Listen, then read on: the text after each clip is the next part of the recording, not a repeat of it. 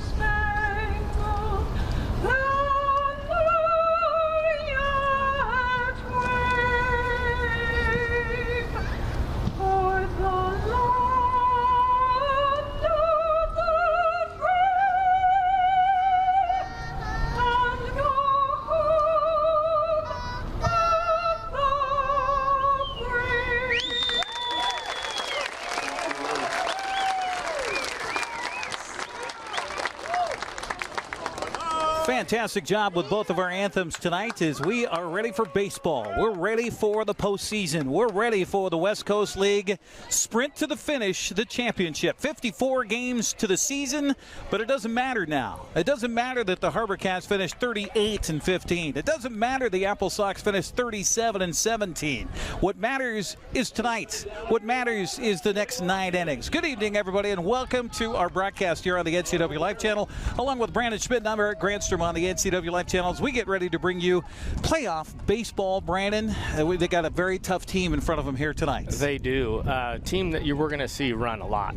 We were looking over their starting lineup, and what did we say? 69 stolen bases on the year? 69 stolen bases just in their starting lineup here. And, so the big, factor for Samuel Round tonight, the starter for the AppleSox, don't let him get on base. Right. Don't let him get on base and keep him close if you can. Samuel Round getting the start for the AppleSox, a 2-0 record with a 3.66 earned run average, 30 strikeouts, 13 walks. He's a 6'2", 195-pound freshman from Gonzaga. Meanwhile, the opposing pitching staff, really good. They throw a lot of strikes. Yes, they do. And their strikeout to walk ratio, that's something that we've talked about all year long, is very, very good. Yeah, absolutely. They throw Daniel Gonzalez tonight. No record, a 3.17 earned run average.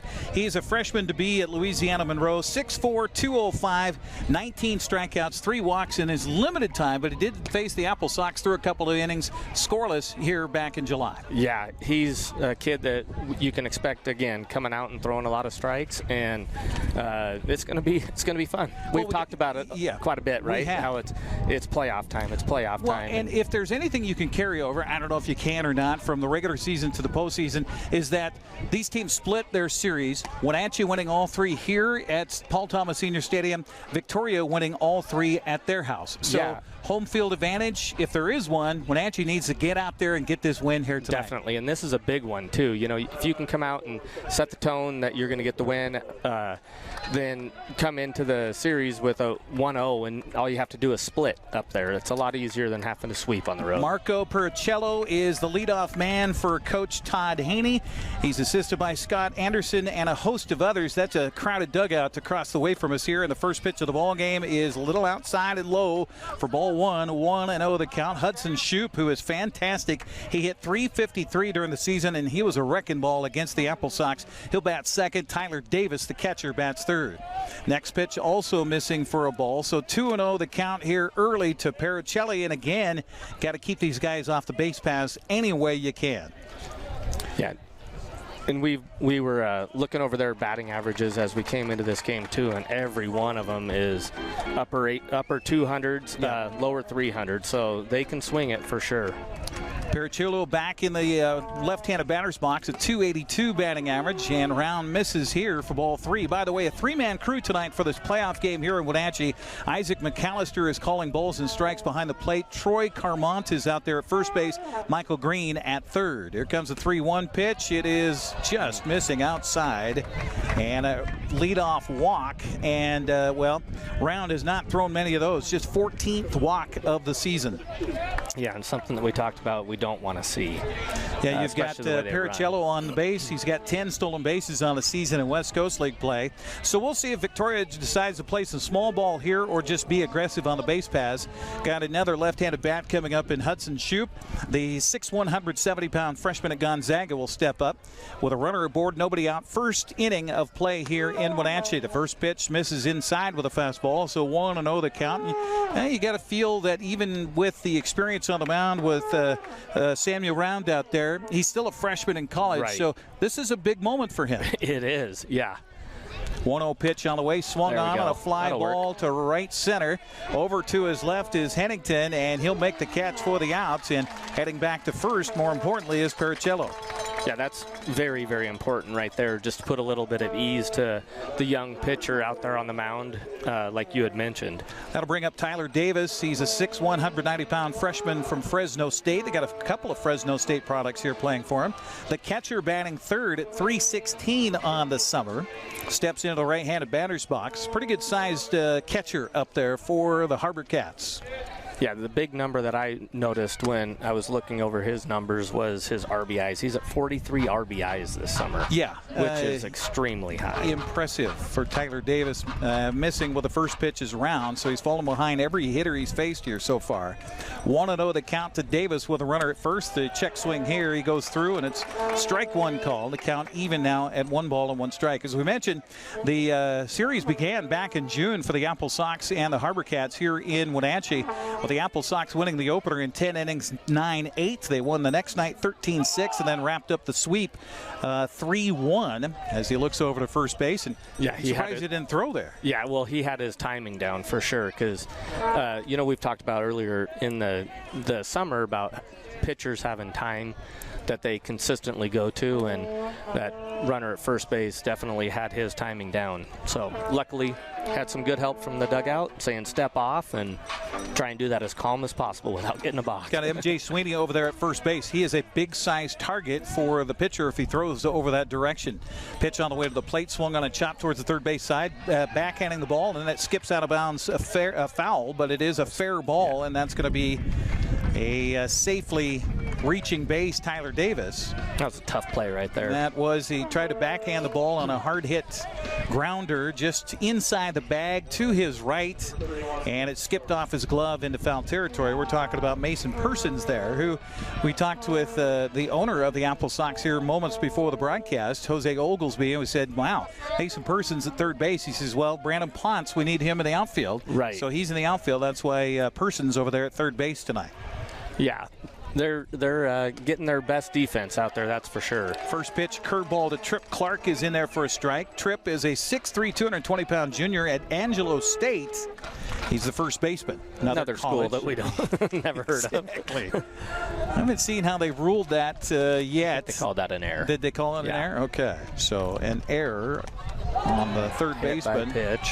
And we have a dead ball hit by pitch, and not the way you want to start the game here for the freshman on the mound from Gonzaga, Samuel Round. So the bags are full of Cats here. Brings up right fielder Jesse Brown. Brown batting .286 on the summer. And this is a good visit to the mound here by the pitching coach for the AppleSox, Mike Callia, along with their catcher Carson Olin to simmer down Mr. Round out there. And this is, what the AppleSox were hoping for too, is to have Round go 5-6 innings tonight and maybe use two pitchers and then be still having the shelves stocked when they head to Victoria tomorrow. Right, yeah, because they have 5 games in a matter of, hopefully 5 games in a matter of 7 days. 7 days, yeah. And each one is a do-or-die game. Yeah, so. Absolutely. It's a best-of-3 tonight for the first round series. So after tonight, no matter what happens, they'll play again tomorrow in Game 2 in Victoria. If necessary, Game 3 would be Thursday night, and then everybody has a night off on Friday. The division championship would be Saturday, and then the league championship on Monday. That's the schedule for the West Coast League postseason. So sticky situation here for Samuel Round with the bases jammed and one out, and right fielder Jesse Brown stepping in the right-handed batter's box. Good crowd on hand here tonight, making some noise, trying to help out the home team, the Wenatchee AppleSox, here in a tight situation, top of the first inning, scoreless so far. Round with a check over his shoulder, and the pitch on the way to the plate goes all the way to the backstop. The runner breaks for home. The pitcher doesn't even cover home base, and I think he got stuck in the padding back there. Got stuck behind, and so a wild pitch will score the first run of the game. Yeah, and that's a situation because the pitcher was on the rubber when he threw that ball, which he has to be to pitch, and it went out of bounds or out of play. It's going to be one base. Now, if it's a fielder throwing it out of play, then you get 2 bases. Okay. So 1-0 the count to Brown here with 1 run in, and the pitch swung on and fouled back, and boy, he wanted to add to 3 more runs right there. Yes, he did.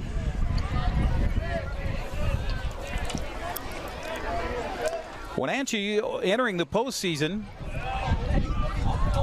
trying to, for the second season in a row, trying to win their 6th West Coast League title. They won it back in 2005 and 6, again in 09 and 10. Last time they won it was in 2012. Ground ball here to the shortstop, bat-handing it, throwing across and not in time. The ball got away from the first baseman, Sweeney, so a run will score, a runner will advance, and the inning continues here for the HarbourCats.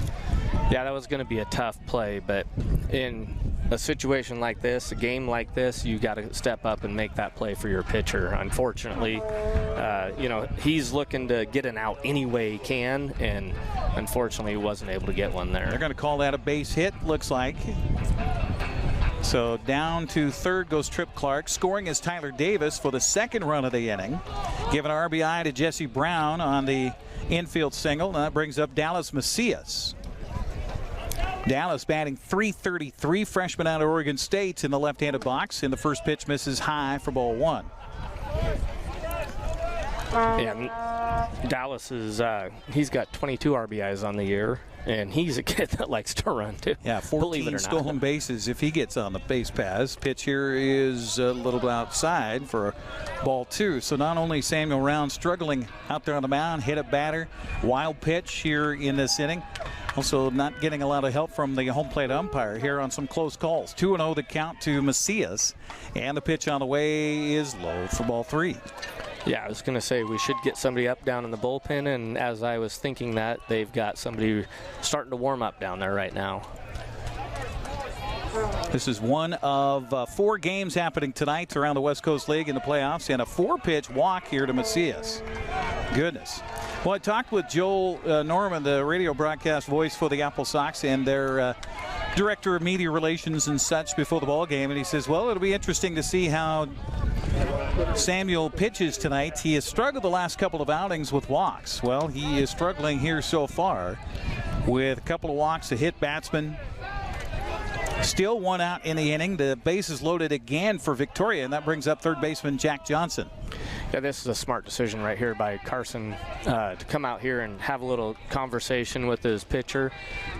You know, if nothing else, it gives the guy in the bullpen time to get even a little bit more loose. Speaking of which, we'll take a look down there and tell you who is in the bullpen warming up for the AppleSox. Looks like number 9, who I don't have on my roster here. Do you have it on the roster? We got Jaden Williamson. Jaden Williamson, okay. Yeah. From Lower Columbia Community College. So normally wearing number 2 during the season. Jaden with number 9 on tonight in the AppleSox sky blue uniforms. And this pitch is in there for a strike. And good visit to the mound. Gets the first pitch across to the knees to Jack Johnson. And if you're Johnson, I'm sure you're going up there taking that first pitch since he threw 4 balls in a row. Yes. Yeah, and again, every run that they can get tonight is going to be super important. Doesn't matter how you get it. If you walk in a run or if you hit a home run, they all count the same, right? Next pitch taken for a called strike by Johnson. The count 0-2 here as the fans try to rally behind Samuel Round to get out of this situation here in the first. 2 runs are in. Bases loaded, 1 out, and the pitch on the way is a check swing. He went around. So the second out is a strikeout, the first of the ball game for Round. That'll bring up the DH Russell Young, and boy, if he can get out of this giving up just the 2 spot right now, that would be quite a feat. Yeah. 8th man will come to the plate here in Russell Young, the 5'11", 184-pound junior from the University of British Columbia. He's a hometown boy in Victoria and playing baseball for UBC. So as I was looking at their roster, it's like, well, we had the Canadian anthem. I guess there's one Canadian in the bunch. Yeah. First pitch taken for a strike and the count 0-1. Wouldn't this be a story if Mr. Round can settle down here and give the AppleSox more than just this first frame? 2 runs in, bases loaded, 2 outs, 0-1 count to Russell Young. Round ready, and the pitch on the way is a fastball missing just inside for ball 1. You know, sometimes when pitchers are throwing and they're trying to find it, and he was trying to find it with his fastball and wasn't able to find the strike zone. Then I noticed on the last hitter he came back with an off-speed pitch, and was able to locate that. And there's another off-speed pitch right there that he's throwing. So sometimes you find your location with an off-speed pitch from time to time. Foul ball into the screen, makes the count a ball and 2 strikes to the DH here for the HarbourCats.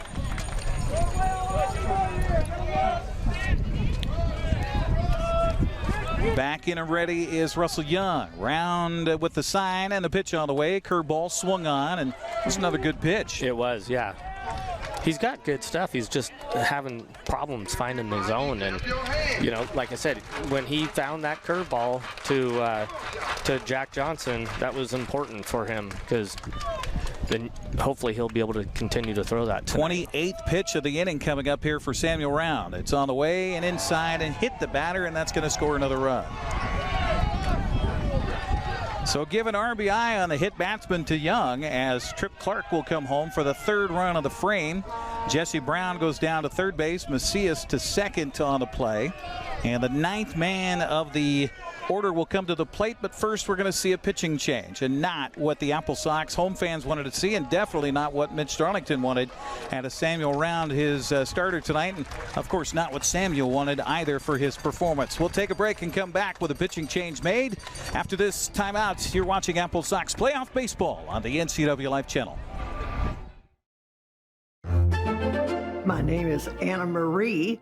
I've lived at Prestige here for 6.5 years, and I love it. They just made you feel so welcome. I love my room. I get 3 meals a day, do as I darn well want to. I've loved it ever since I moved in. Mom's a wonderful, wonderful lady. She deserved the very best, and I got it for her here at Prestige. We've got enough stress in our lives, and now here's your moment of joy. For the latest in cute on the interwebs, tune in for this week's Moment of Joy on your weekly tech update with Ray McNeil right here on the NCWLIFE Channel. Be sure to tune in each weeknight for sports during the NCWLIFE Evening News. If it's the Mariners, the Seahawks, or any of our local teams, I'll be sure to cover the latest right here on the NCWLIFE Channel. Will take over here on the mound, and not the situation the AppleSox wanted was to go to the bullpen here. Oh, thank you, sir. Appreciate that. Man, I got one of our line producers set me up with a little bit of beveraging tonight. Williamson, 6'5", 220-pounder, junior out of Lower Columbia. His hometown is Longview. He's a 4-1-3 this summer. That's 4 wins, 1 loss, and 3 saves, a 1.63 earned run average. 42 strikeouts to 13 walks in his 33 innings of pitching, and it's all been from the bullpen, and he's going to be asked to do probably long-haul duty tonight for the AppleSox. Yeah, and you know, we haven't got to see a lot of these kids throw throughout the year.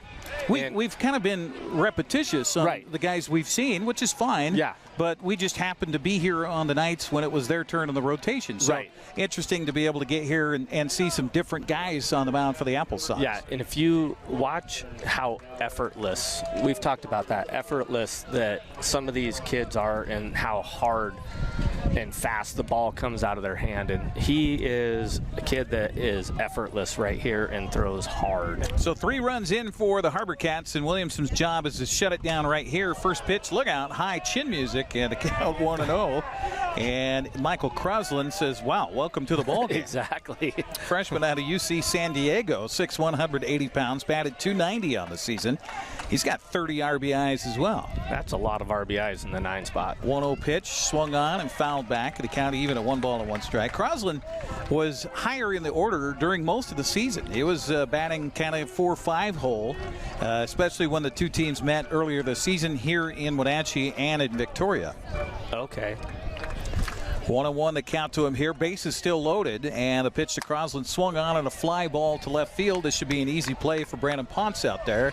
And the out recorded, and the damage is done. 3 runs on just 1 hit. 3 men left. We'll head to the bottom of the first. It's 3-0 Victoria. You're watching Playoff Baseball on the NCWLIFE Channel.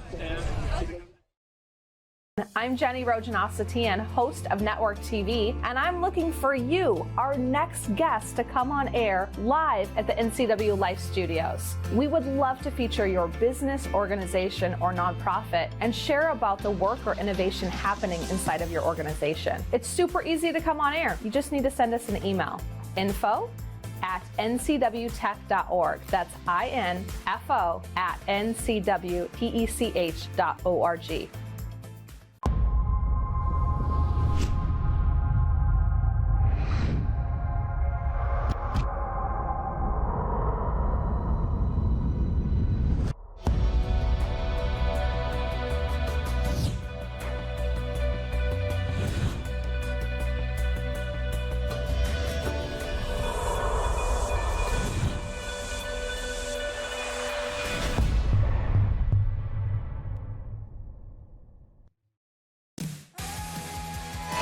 Frankie Carney, Kyle Hennington, and MJ Sweeney will start it off here for the AppleSox, who are in an early hole here in Game 1 of the West Coast Division Series, along with Brandon Schmitten. I'm Eric Granstrom on the NCWLIFE Channel.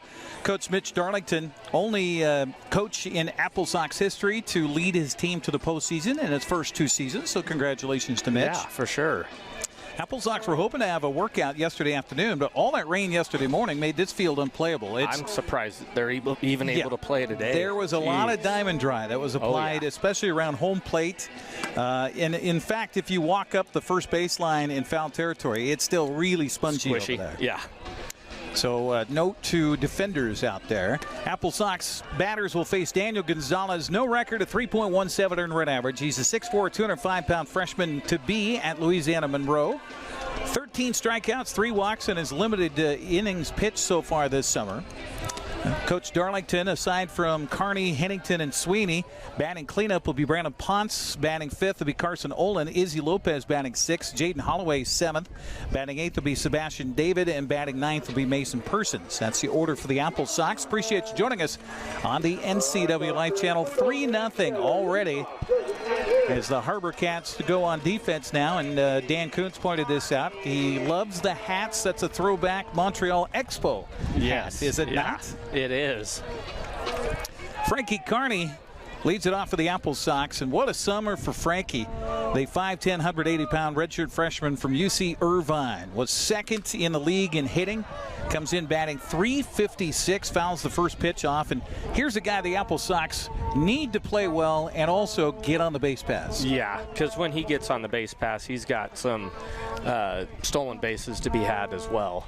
Pitch here swung on and missed, and he tried to make up that 3-run deficit with one swing. Can't score 3 with nobody on base, right? You can't. 0-2 the count to Frankie Carney here. Crowd here at Paul Thomas getting behind the leadoff DH man. Talk about that as well. This pitch misses low, and boy, that had some zip to it. That had a little bit of zip to it. You are right.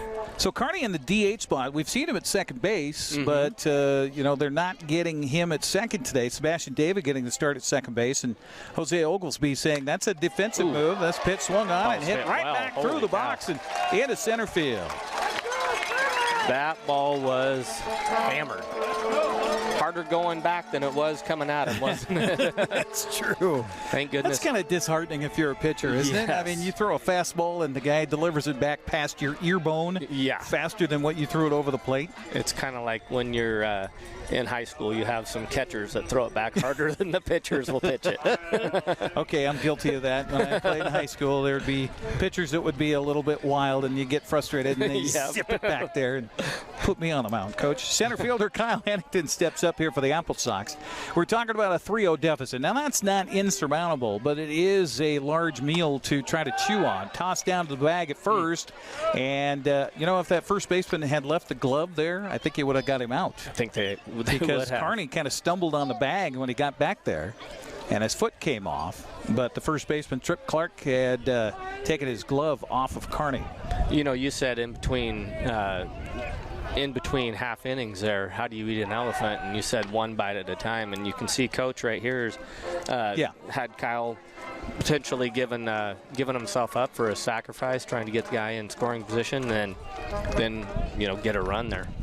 Hennington batting .279 out of South Carolina upstate. He'll bunt it back to the pitcher. He looks at second, underhands over to first, and that could be an interesting endeavor. Tripp Clark has his sunglasses on, and that's a good idea because that underhanded toss went right into the orb of the sunshine behind the pitcher.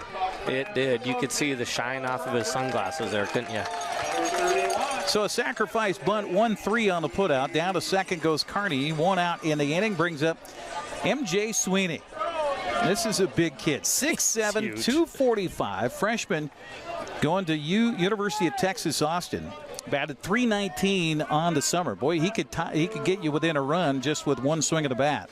Pitch on the way to him here is, he was looking for the right field fence, and he misses on the swing. 0-1 the count. 325 down the lines here. 406 or 408 in center field. Big, expansive ballpark here at Paul Thomas Senior Stadium. 0-1 count to Sweeney.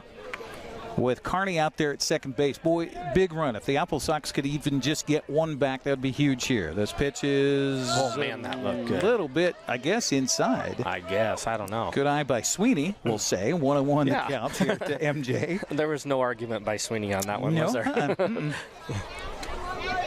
Got to give the grounds crew credit here because there was a lot of rain that fell yesterday here in the Wenatchee Valley. I mean, it was soggy here at the ballpark. We came out and took a look around, and there was a lot of water. They put a lot of diamond dry here around the dirt portion of this infield just to make it playable here tonight. This pitch is swung on and fouled back, and the count goes to a ball and 2 strikes on MJ Sweeney. That was always a thing that took a lot of time, is clearing water off of baseball fields during the spring, but I could not believe how hard it rained yesterday. Oh, it was something probably else. The hardest rain I think I've ever seen here. We have, they don't use ditches here. Many folks in Western Washington, or anybody watching from Victoria, you're probably familiar with ditches to collect rainwater and such from wetter climes on the west side. This curveball misses, nice eye by Sweeney. Count goes at 2-2 on MJ. They use catch basins here. Basically, the streets become our gutters, and then they have catch basins all over that they build into developments where it's just a big empty hole in the ground that water collects in. And I saw a lot of those were full yesterday. That's how much rain fell. This pitch swung on and hit on a hop to the first baseman. Can't handle it. And, Kearney, look at it coming home. He's held up. Force a throw right there. Yeah, We've talked about Frankie all season long about how he just hustles everywhere he goes. And right there, he forces a throw, and the catcher had to come up the line there. If that bounces any farther away from him, Frankie's going to get himself a run just by Frankie hustle. was 3/4 of the way home when he put on the brakes. And immediately Coach Mitch Darlington puts a finger up to his temple and says, okay, be smart, be smart. So I think they're going to call that an error on the first baseman. So runners on the corners here for the AppleSox. They'll bring the tying run aboard, or to the plate here in this bottom of the first, in Brandon Ponce. Ponce with just 1 home run on the summer. Pitch to him here, swung on, popped up, foul territory and out of play. And the count 0-1 here to Brandon. Senior at Washington State, hit .279 in his second summer with the AppleSox. Had 19 RBIs coming into the game here tonight. Yeah, he took a little hiatus from the team for he did. a bit. Yeah, yep. It's nice to have him back in the lineup. Couple weeks off, and now Brandon back in the lineup. Pitch here is a fastball missing away. Boy, this guy has some speed on his fastball. Daniel Gonzalez. And again, he's another guy that's effortless. Yeah. You look at just it and go, a snap. Yeah. Just that arm action. It's amazing. 1-1 count to Ponce. Runners on the corners for the Sox. His pitch swung on and hit back to the mound. Double play chance. The throw to second for 1. The relay to first is, in time. I thought he was safe at first base. Oh, my. Oh, my. Ponce immediately starts to go towards the headset because he thinks it's at a Pac-12 game. We have Little League umpires now that are getting the, hey, let's get a replay. I think we need one there. Well, I think if we show the replay here on the NCWLIFE Channel, I think he reaches safely at first base. But no, the out is recorded, double play ball. Bummer. And that'll do it for Wenatchee here in the first. To the second we go, 3-0 Victoria on top. You're watching WCL Playoff Baseball on the NCWLIFE Channel. The NCWLIFE Channel offers marketing packages that help you build your brand and sell your products and services. From traditional TV ads to targeted digital campaigns, let us help you build your customer base. Call NCWLIFE Channel today. Looking for the latest gaming news about the newest consoles, hottest games, and what not to buy? Tune in to your weekly tech update with Ray McNeil. New episodes Mondays at 8:30 p.m. on the NCWLIFE Channel. Hey everyone, Fletcher and Amy Ellington here from Live It Up. In the investment world, ROI stands for Return on Investment. Well, how does better health, better wealth, and better relationships sound for ROI? Join us every week right here on NCWLIFE and learn how to invest in the most important asset, you. We're going to answer your questions and provide some weekly inspiration so you can create a life that you love.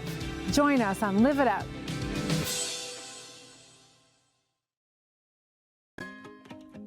You're watching AppleSox baseball here on the NCWLIFE Channel, brought to you in part by Apple Valley Honda. Test drive a new Honda today at Apple Valley Honda in East Wenatchee. They're committed to preserving the environment, not only with fuel-efficient vehicles, but also with other eco-friendly actions and alternatives. Also by Confluence Health, high-quality care close to home. Confluence Health dedicated to improving their patients' health with safe, high-quality care in 12 communities. Along with Brandon Schmitten, I'm Eric Granstrom on the NCWLIFE Channel. Tough first inning, but in baseball, you got to have amnesia right away, don't you? You do. I think that the fish with the shortest, or excuse me, the animal with the shortest memory span is a goldfish. So you got to be a goldfish in baseball. Okay, all right. Yep. Well, I'll take your word for it. I'd like to read the research that was done. Saw it in a movie. It has to be right. Okay, all right. This pitch swung on and hit the opposite way. That's going to bounce in front of Brandon Ponce. And that's a good decision by Brandon not to go down for that. You know, you hate to give up a base hit, but next thing you know, that's a double. And then you've got, scoring situation going on. And maybe he stretches it to 3 because Pericello's got some speed. Yes. So runner aboard to lead off the second here. Second inning in a row that the HarbourCats have gotten the leadoff man aboard. He'll put his oven mitt on over there at first base. And the pitch on the way is curveball in for a called strike to Hudson Shoup. 0-1 to count. Hudson 0 for 1. Flew out to center for the first out in the first inning. And it looked at that time that Samuel Round might be kind of dialing things in, but then it shook loose from there, and he didn't make the whole inning. Pitch on the way is a little bit high for a ball. 1-1 to count to Hudson Shoup. You know, we've talked about how many stolen bases that the HarbourCats have this year. And just watch their runners never stop. They're never stationary. Curveball here. Oh, my, that looked good, but apparently out of the strike zone, according to our home plate umpire, Isaac McAllister. 2-1 to count to Shoup. Troy Carmont is at first. Michael Green at third. A three-man crew here tonight. Of course, Green moves over by second base on the infield portion of the surface here at Paul Thomas. His pitch swung on and fisted towards short, and that's going to bounce and be a double play chance. No. Shoup very quickly gets up the first baseline. That was a smart play right there by the shortstop. You know, he knew he was going to get one out, so why not try and get a double play out of that? Yeah, absolutely. So fielder's choice puts Shoup aboard at first. 6-4 on that fielder's choice. And that'll bring up the catcher, Tyler Davis. Davis got aboard on an error on a ball hit down the third baseline. Mason Persons trying to backhand the ball. Couldn't do so. Pitch here swung on and hardly hit again. I should say hard hit. And aboard for the second time is Tyler Davis. And a couple of base hits here off of Jaden Williamson, the AppleSox second pitcher of the ball game. Yeah, that one actually, to me, sounded like he got that off the end of the bat. You know, like he got the last out of the inning to Michael Crosland. Mm-hmm. He hit it off the end of the bat, too. So it sounds like they're not, I don't know, squaring it up. Yeah. So we can accept those, right? If you throw a good pitch. No. I don't want anybody on the base pass. That's so true. Trip Clark steps up. First pitch misses high and inside for ball 1 to Tripp, who got aboard after being hit by a pitch. Yeah, rough start for Samuel Round. Hit 2 batters, walked 2 batters, and gave up 3 runs. Yeah, and the unfortunate thing is he gave up 1 hit, and that was an infield hit that was questionable, too. Yeah, exactly. So. Pitch here is swung on and missed. Hefty cut by Trip Clark. 1-1 to count. Other games underway in first round action of the West Coast League playoffs. Bellingham in Kelowna scoreless in the bottom of the second. Corvallis and Cowlitz scoreless. That's in the top of the third. Foul ball here. Runs the count to a ball and 2 strikes on Trip Clark. 3-0 our score here in Wenatchee, and Ridgefield and Portland just getting underway down in Portland tonight. 1-2 the count to Clark, the first baseman. Williamson with a check of the runners, and the pitch on the way swung on and grounded to the infield. Second base to 1. 4-6-3 double play. There we go. Just what the doctor ordered 4-6-3 double play, your pitcher's best friend to get out of the second. We'll head to the bottom of 3-0 Victoria AppleSox due up next here on the NCWLIFE Channel. JDSA Law is a proud sponsor of these local event broadcasts. JDSA Law has been serving North Central and Eastern Washington since 1946. For over 70 years, their team of dedicated professionals has delivered quality, innovative legal services. JDSA Law partners with you to provide the finest legal advice and support as you navigate your personal and business challenges, your risks, and your accomplishments. JDSA Law supports the TV broadcasts of these local community events. I chose a career at Confluence South because I wanted to help people, and I knew there would be opportunities for growth. I started as a medical assistant, but quickly advanced in my career. I received 5 promotions in only 7 years, 3 of those in management roles. Most organizations don't offer that type of growth. Now, as a career pathway coordinator, I let everyone know. Come join Confluence South. Come grow with us.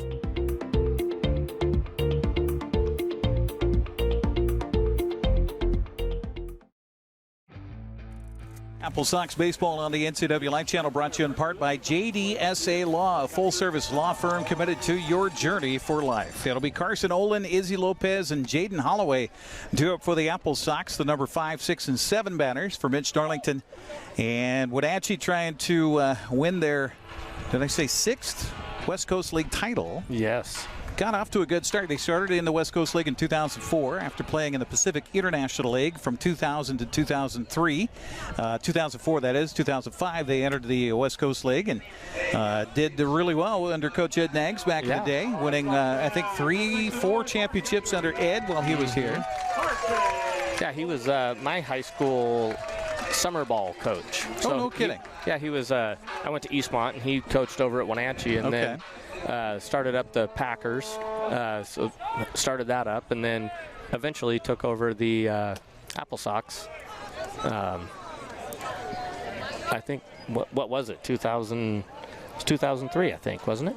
2001. 2001 that he did. Okay. Yep. Yeah.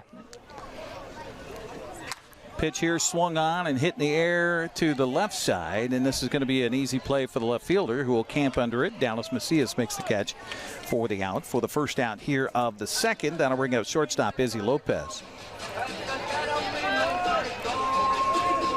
So everybody else scoreless so far in the first round of the playoffs.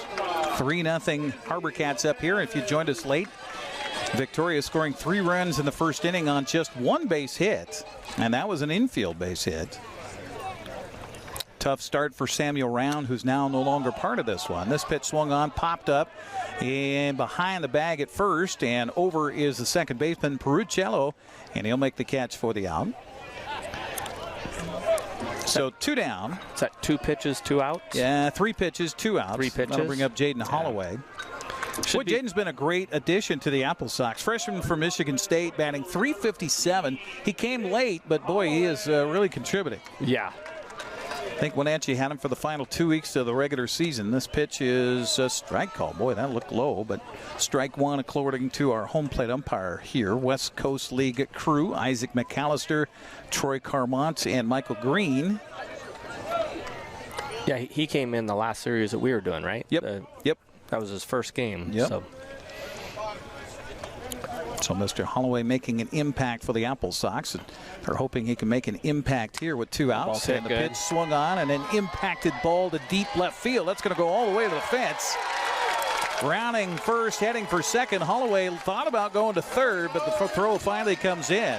And a 2-out double for Holloway. Good decision to take a double instead of try and stretch a triple on that.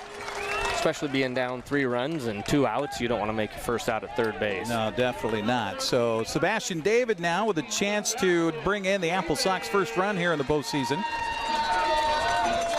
He'll step up. Second baseman hit .218 on the summer. He was also kind of a mid-season ad for Wenatchee. Came here late out of, he's going to be a freshman at Stanford. 6'1", 194-pounder. Steps up there. So the second safe base hit for the AppleSox in the ball game off of Daniel Gonzalez, and the first pitch here taken for a ball outside to David at 1-0. okay. Well, we talked about the pitching staff for Victoria. Their strikeout to walk ratio nearly 2-to-1 across the board. And so they're going to put it over the plate. So it's up to the offense then to swing at it and hit it. Curveball here is taken for a strike, and 1-1 to count. But then again, they're this good for a reason. They won 38 games this summer for a reason, because their pitching staff is really good. Right. Well, and another thing it does too is it keeps the fielders involved, because the first inning, going to put it over the plate. We had 2 ground balls hit. I think I would have called the second one an error. I think we should have had 2 errors in there, but I'm not the official guy. Right. But you have 4 free passes. That kind of stuff happens. Sure. Kids fall asleep. And yeah. 1-2 the count to David here, and the pitch on the way is a fastball missing outside. Evens the count to David at 2-2. If every pitch you have an opportunity of getting the ball hit to you, you're going to be you're going to be toes. right in it. Yeah. Right in it. That's why I chose to catch, because, you're on every play. Yeah. There is no time for snoozing. The 2-2 pitch on the way, curveball, swung on and missed, and that was a hefty pitch there. And the first strikeout for Daniel Gonzalez comes on the third out here in the second. We'll head to the third. 3-0 Victoria. You're watching WCL Playoff Baseball on the NCWLIFE Channel.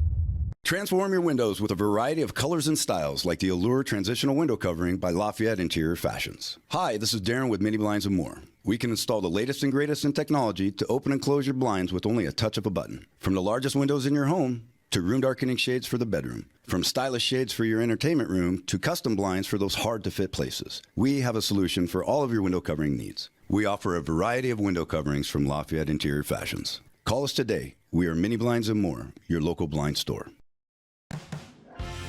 To the third frame we go. Jesse Brown, Dallas Macias, and Jack Johnson due up here for the HarbourCats in a 3-0 ball game. Victoria on top, along with Brandon Schmitten. I'm Eric Granstrom on the NCWLIFE Channel. And going through the list of coaches, I didn't go through them all here for Victoria because I think they had a separate bus. Head coach is Ton Haney. The pitching coach is Scott Anderson. The bench coach, Jackson Williams. The first base coach is Troy Burtwhistle. And other assistants, Ethan Fox and Steve Sinclair. That's a lot. That's a lot. Wenatchee has 3 coaches, that's it. So Jesse Brown now steps in here for the HarbourCats to lead off against Jaden Williamson, pitching his second full inning of relief for Wenatchee. He's come in and done a really good job of closing down what could have been horrific first inning. A couple of base hits last inning, but got pitcher's best friend and a 4-6-3 double play to end the inning. So here we go to the third as Brown steps up. He's 1 for 1 with an RBI single and make it 1 for 2. And it looked like Jaden Holloway out there had a little trouble with the sunshine possibly, but he's able to make the catch for the out. Yeah, right now that sun is brutal. For looking the right over our shoulder. Right side of the field here, so the left or the right fielder, second base, first base, pitcher, they're all right staring into that sunshine for anything that goes up in the air. Yeah, just praying a ball doesn't come. Dallas Macias. Well, and you saw what Jaden did out there in right field. First pitch here swung on a foul back at the count 0-1. He kind of side saddled that ball out there. Yeah. And then you talked about that as well. With that sunshine, you got to put your body in a position where you can see the ball. Right, where you're looking at a different angle than straight into the sun. People say, I lost it in the sun. But you look at big leaguers, and they find a way. They find a way, absolutely. Next pitch misses high for ball 1. 1-1 the count to Macias, who is been aboard on a walk back in the first. He got as far as second base in that 3-run first inning for Victoria, and that was it. Although I did go to a game down at Tropicana Field in Tampa Bay. This pitch misses for a ball, yeah. Watched right fielder totally lose the ball ceiling. in the ceiling. Yeah. And the guy was just running around. And that's happened a lot there in that stadium. And you remember the old Kingdom, too. There were guys that would lose balls in the roof in the Kingdom. Yeah. And originally the Astrodome, did you know it had a clearish roof on it? Because they wanted to keep the grass growing inside of it. But eventually they had to paint it, and then the grass died, and so they put in what's called AstroTurf. And so that's why the original turf was called AstroTurf. Yeah. For the Astrodome. Yes. This pitch swung on, it sounded like a broken bat. Yeah, to the second baseman. They're not getting good contact on him tonight. He's has some run on his ball or something that's they're not squaring him up right. No. So 2 down here in the third brings up Jack Johnson. Third baseman 0 for 1 with a strikeout. Taco Tuesday. The only strikeout by Samuel Round in his 2/3 of an inning to start the ball game tonight. Be great for the AppleSox defensively to go 3 up, 3 down here. Yes, it would. Johnson in the right-handed batter's box, and the first pitch is in there for a strike, 0-1. He's also mixing his pitches real well here, too. Yes, yeah.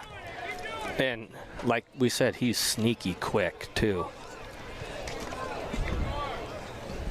0-1 count. Williamson ready, and the pitch on the way. Misses outside for a ball. Everybody clap your hands. Again, after tonight, the series will shift to Victoria for Game 2 tomorrow night at 6:35. And if necessary, Game 3 would be Thursday at 6:35. Pitch swung on and a fly ball to left center. Over to his right is Hennington, and he'll make the catch for the out. So a big 1-2-3 frame here for Williamson. And the AppleSox will head to the bottom of the third. 3-0. AppleSox need to get some offense going. We'll have more of this West Coast League playoff series coming up next on the NCWLIFE Channel. The Wenatchee Valley.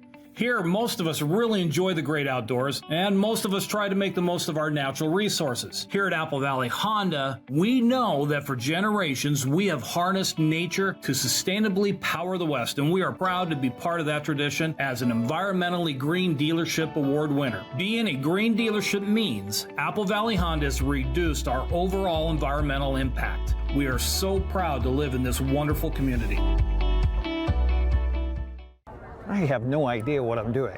That's why we need you. We need people to run cameras so I can get back down on the broadcast and talk about what's going on. We pay $75 per event. If it's sports, if it's a parade, if it's Apple Blossom, if it's the Super Oval, $75. If that sounds like some extra good money for you, we'd love you to be part of our team. All you have to do is email me, sports@ncwlife.com. sports@ncwlife.com. In the meantime, I got to go figure out this camera.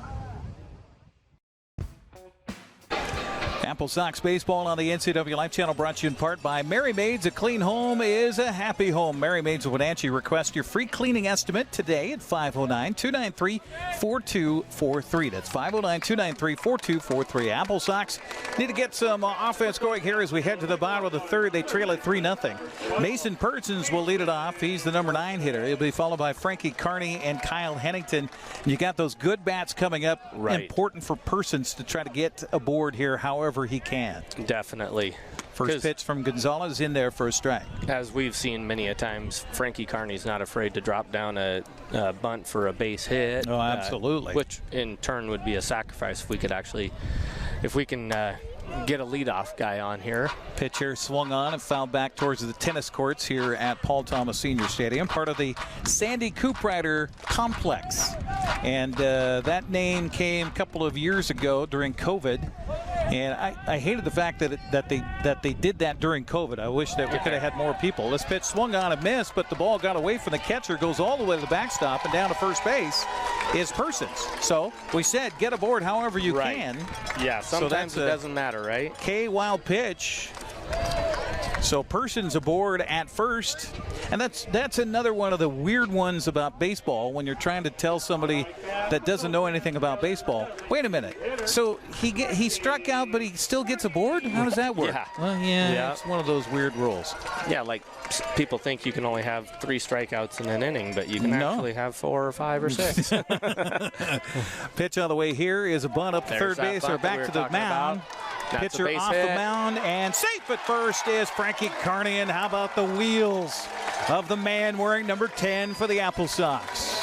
Now, I don't know if the first baseman came off on that or if that was if he beat that out. But again, 100% pure hustle right there. So runners at first and second for the AppleSox brings up Kyle Hennington. They're calling that a hit. I would too. Yep, I agree. Hennington, you got to think is going to be laying the bunt down 2 here. I would agree. With nobody out and 2 aboard. Get up to MJ Sweeney. Oh, yeah. He's not afraid to hit a double. He's not. He stands in the warm-up circle. He is below us. We're on top of the third base dugout, and MJ Sweeney warming up below us in the on-deck circle. I feel like he's almost as tall as we are, even though we're up here. Yeah. First pitch is swung on a miss. 6'7", 245? Yeah, 6'7", 245. Good Freshman. Lord. Yeah. 0-1 count to Hennington here. He was swinging away, by the way. He was. And the next pitch is swung on and a foul ball up the first base line. And he hit that well, but also well foul. So the count goes to 0-2. Well, that's also something for Coach Darlington. You got to know your players and know what they're comfortable with. And if you've got a guy at the plate that's not comfortable bunting, then don't have him do something he's not comfortable with. Yeah, but that's where you work on those in the regular season because this is a critical time. You know, we've talked about playoff baseball a lot and how important it is to do the little things right. Yeah, and definitely. Right here, advancing the runner is the right thing to do. So. The runners, I guess I should say. 1-2 the count. Nobody out. 2 aboard for the AppleSox here. Bottom of the third. Victoria on top 3-0. Daniel Gonzalez, his first real tight situation here since the first for the AppleSox. His pitch misses low for a ball. 2-2, and boy, we can hear the Sox dugout below us. They're trying to get a rally going here.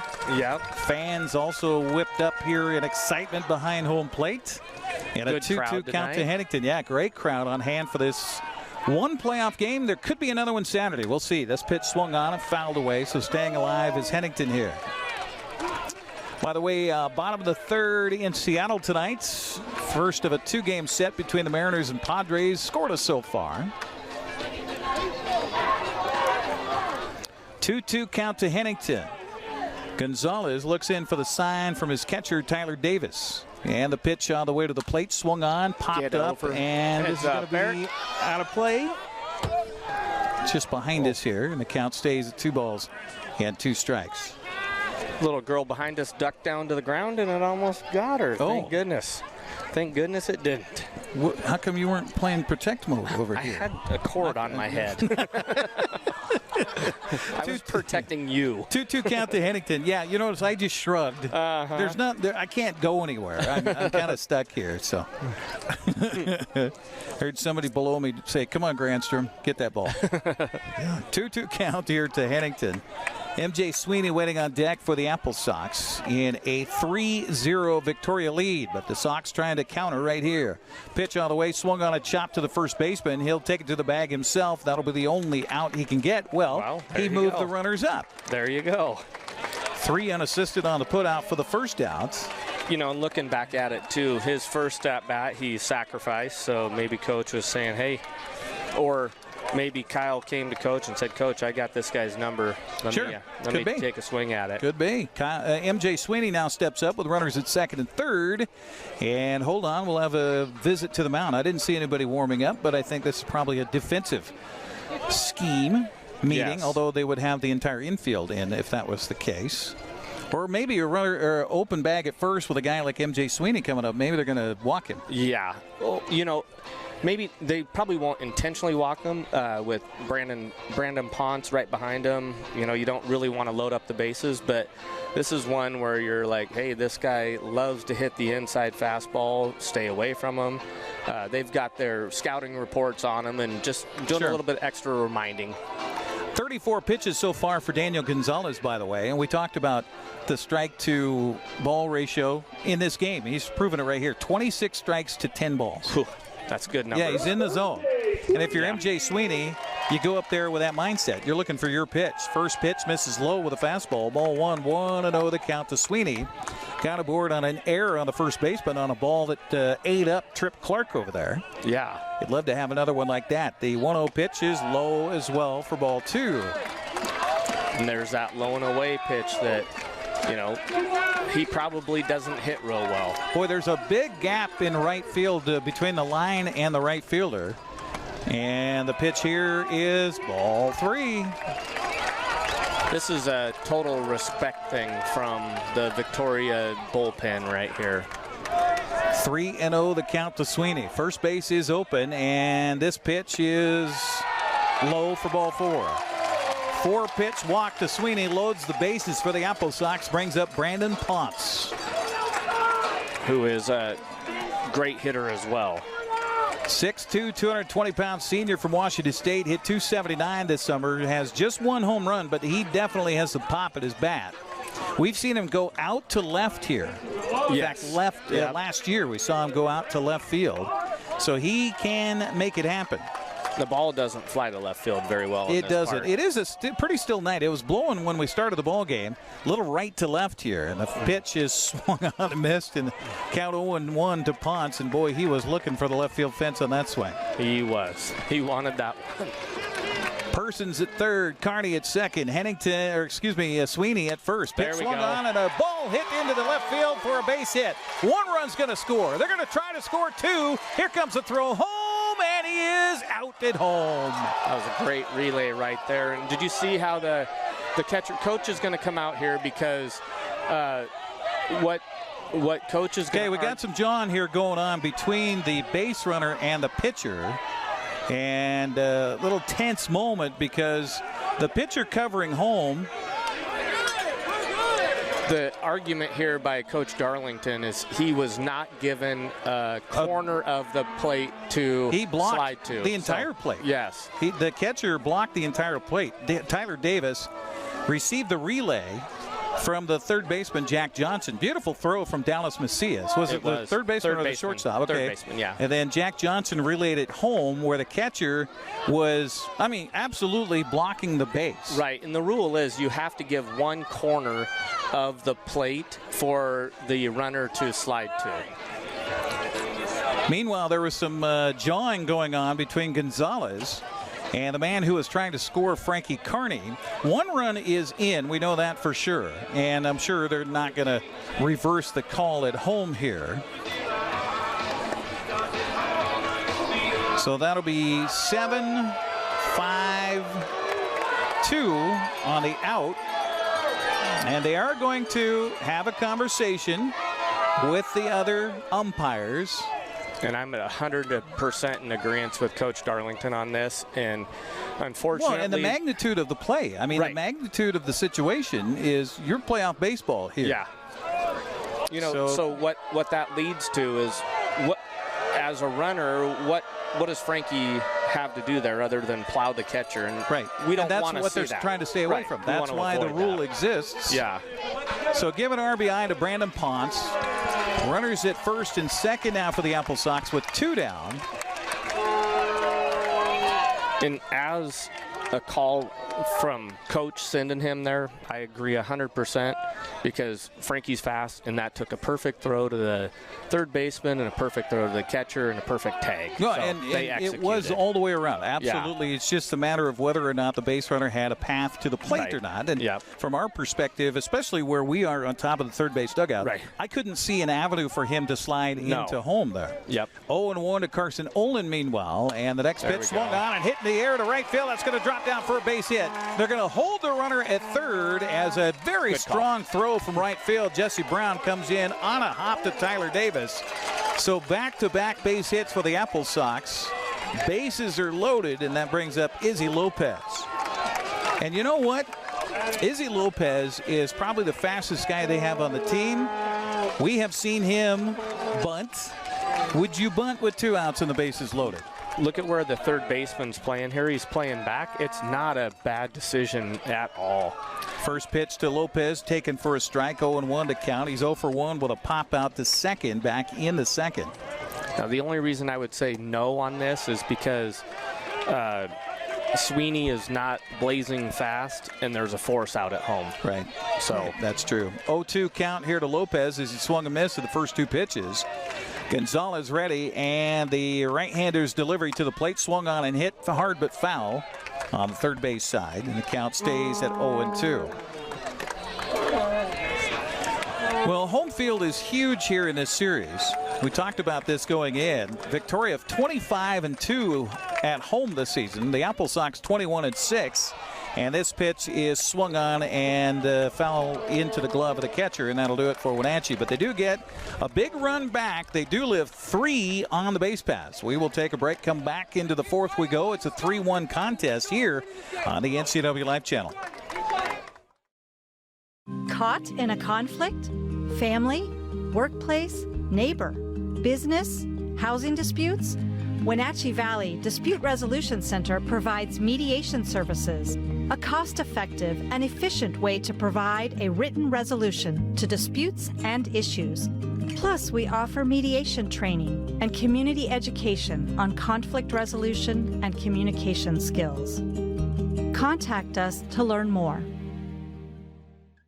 Dear Mary Maids, just got home from a trade show and I didn't have time to pick up the house. Kids made chili. Jeff did a mud run. Oh, and Winston shredded Teddy's bed. Again, please clean it the best you can. Oh, except for the statue Max made for me. Thanks, Abby. Hi, Abby.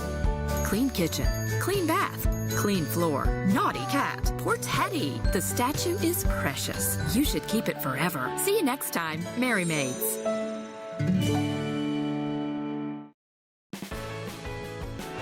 To the fourth frame we go. New ball game. 3-1 our score as we head to the fourth. Due up here for Victoria, Russell Young, Michael Croslin, and Marco Peruccello, the number 8, 9, and 1 batters here for Victoria. HarbourCats on top 3-1. Our broadcast brought to you in part by Mini Blinds and More, specializing in custom blinds, shades, draperies, exterior awnings, exterior sunscreens, which might come in handy here this summer. Unmatched customer service. That's Mini Blinds and More. We're talking about home field advantage. AppleSox just feeling like they really need to win this one because you get Victoria on their home field, and yeah, that's a tough road to hoe. Well, and both teams have really good home field advantage because AppleSox lost what? Just 6 at home. 6 at home. Now, the thing about the HarbourCats on the road this year, they're 500. They're 13-13 away from their home ballpark at Wilson's Group Stadium. 25-2 at home. Yeah. That's a definite advantage for them. 1-0 the count here to Russell Young as Jaden Williamson continues in relief for Wenatchee. And the next pitch misses high for a ball. 2-0 the count. His arm slot looked like it changed a little bit on those first 2 pitches. It did drop down a little bit, didn't it? We talked about advantages. This series was split 3-3. Right. 3 for the AppleSox at home, 3 for Victoria at home. Right. This pitch is a curveball in there for a strike, and the count goes to 2-1 on Russell Young.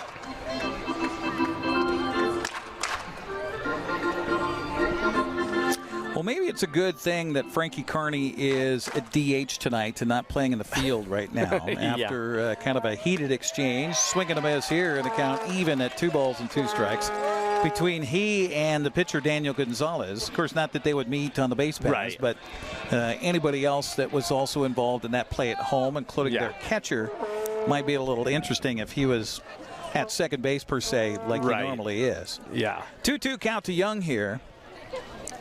We talked about how feisty he is, but that's what check swing to the right side. Second baseman over will field and throw. Sebastian David handles that nicely. 4-3 on the putout. Sorry about that, Eric. No, that's okay. That's what makes him the player he is his feistiness. Yeah, definitely so. And talking with Joel Norman, the AppleSox broadcaster, as well as Mitch Darlington, he says, these UC Irvine kids that they get to come up and play. Joichi Oyama was one for last year, and he said they're just cut from the similar cloth, and that probably has to go with their coaching they get down at UC Irvine. It's just aggressive. Yeah, and I was listening to explanation of Frankie Carney, and he was talking about how he went down to UC Irvine and learned from what was it? Joey Cho? Joey, yeah. Yeah. And said, yeah, I got to go down there. Check swing, oopsie, right back to the pitcher, underhand over to first base. And Jaden Williamson will say thank you very much and just toss it over there for the easy put out. So that's the nice thing, you get kids that perform well here, and then they go down and you know what, they're like coaches amongst themselves. I saw after that half inning, Carson Oland, he's a kid that stepped up and been a leader here, and he comes off and he goes, hey, we're winning this thing. You can just see the attitude of it. And all of these kids. That's huge. He's a freshman, and he's being a leader on a very good baseball team. So when he goes off to college, he's going to be able to take that leadership role and run with it. And that conversation happens between his coaches in college and Coach Darlington here. Yeah. How was he? What was he, in the dugout? What was he in the clubhouse? What was he in the community? Yeah. While besides just numbers, I can see what he did for the summer. Mm-hmm. How was he? Right. Yeah, you can have great baseball players, but they're sour apple in a bin, and it ruins the whole bin. Yeah, absolutely. Well, we've seen that with the Mariners here in years past. Yes. Guy might be a great player, but if he's not good in the clubhouse, then pitch here looks good, but I guess a little low for ball 2. 2-1 the count to Marco Puricello. He is 1 for 1, got aboard on a walk in the first and scored. He had a base hit to left in the second. And I guess if we go back to it, the Seahawks, we had a hidden sour apple there. We did. It was right in front of us wearing number 3. I know. Gosh. He had me fooled. Had us all fooled. Next pitch misses low for a ball to Puricello. And I think that Mr. Williamson being a little careful with Mr. Puricello. Yeah, but I don't know if I would be. You got nobody on, 2 outs, true. And he can run. Why go to the next guy that's batting .353? 3-1 to count here, and the pitch on the way. Broken bat up the right side, foul ball. And they'll have to grab a new piece of lumber with a count now full. That ball has got to be running. And when we say run, kids will, and you can see it sometimes in the big leagues where pitchers will throw a pitch and it moves on a fastball. It'll move right to left or left to right, depending. I guess the first guy that was really good at that was Mariano Rivera. Yeah. Remember him out of the bullpen? Yeah, absolutely. He was an okay pitcher, and then he learned how to throw a cut fastball, and he would throw it, and it would have 6 inches a run or 12 inches a run, whichever he desired, and then he became unhittable. Well, it's like the old trackball.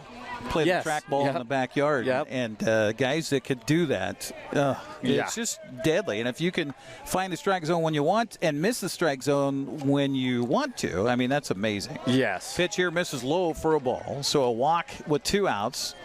And you hate to see that if you're Coach Darlington. Mm-hmm. That is the second free pass of the ball game via walk. There was a couple of hit batsmen also back in that first frame. So 1 on with 2 down brings up Hudson Shoup.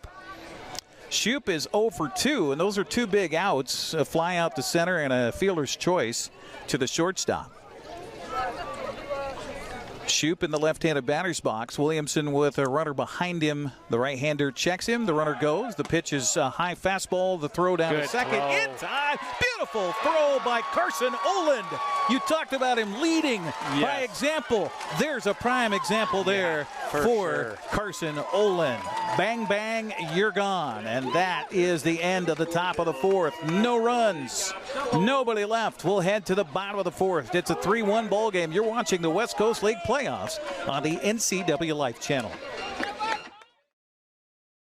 With TV advertising, what we want to do is more deeply connect with the community.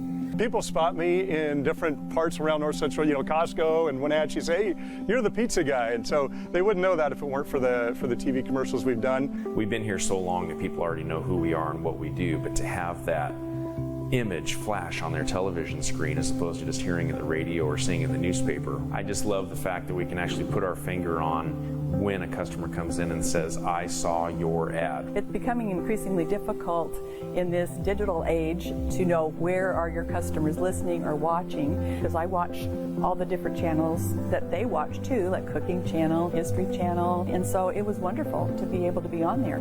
I would say that if you want to do business in Wenatchee, then you should connect with the people of Wenatchee, and there's no better way to do that than with NCWLIFE.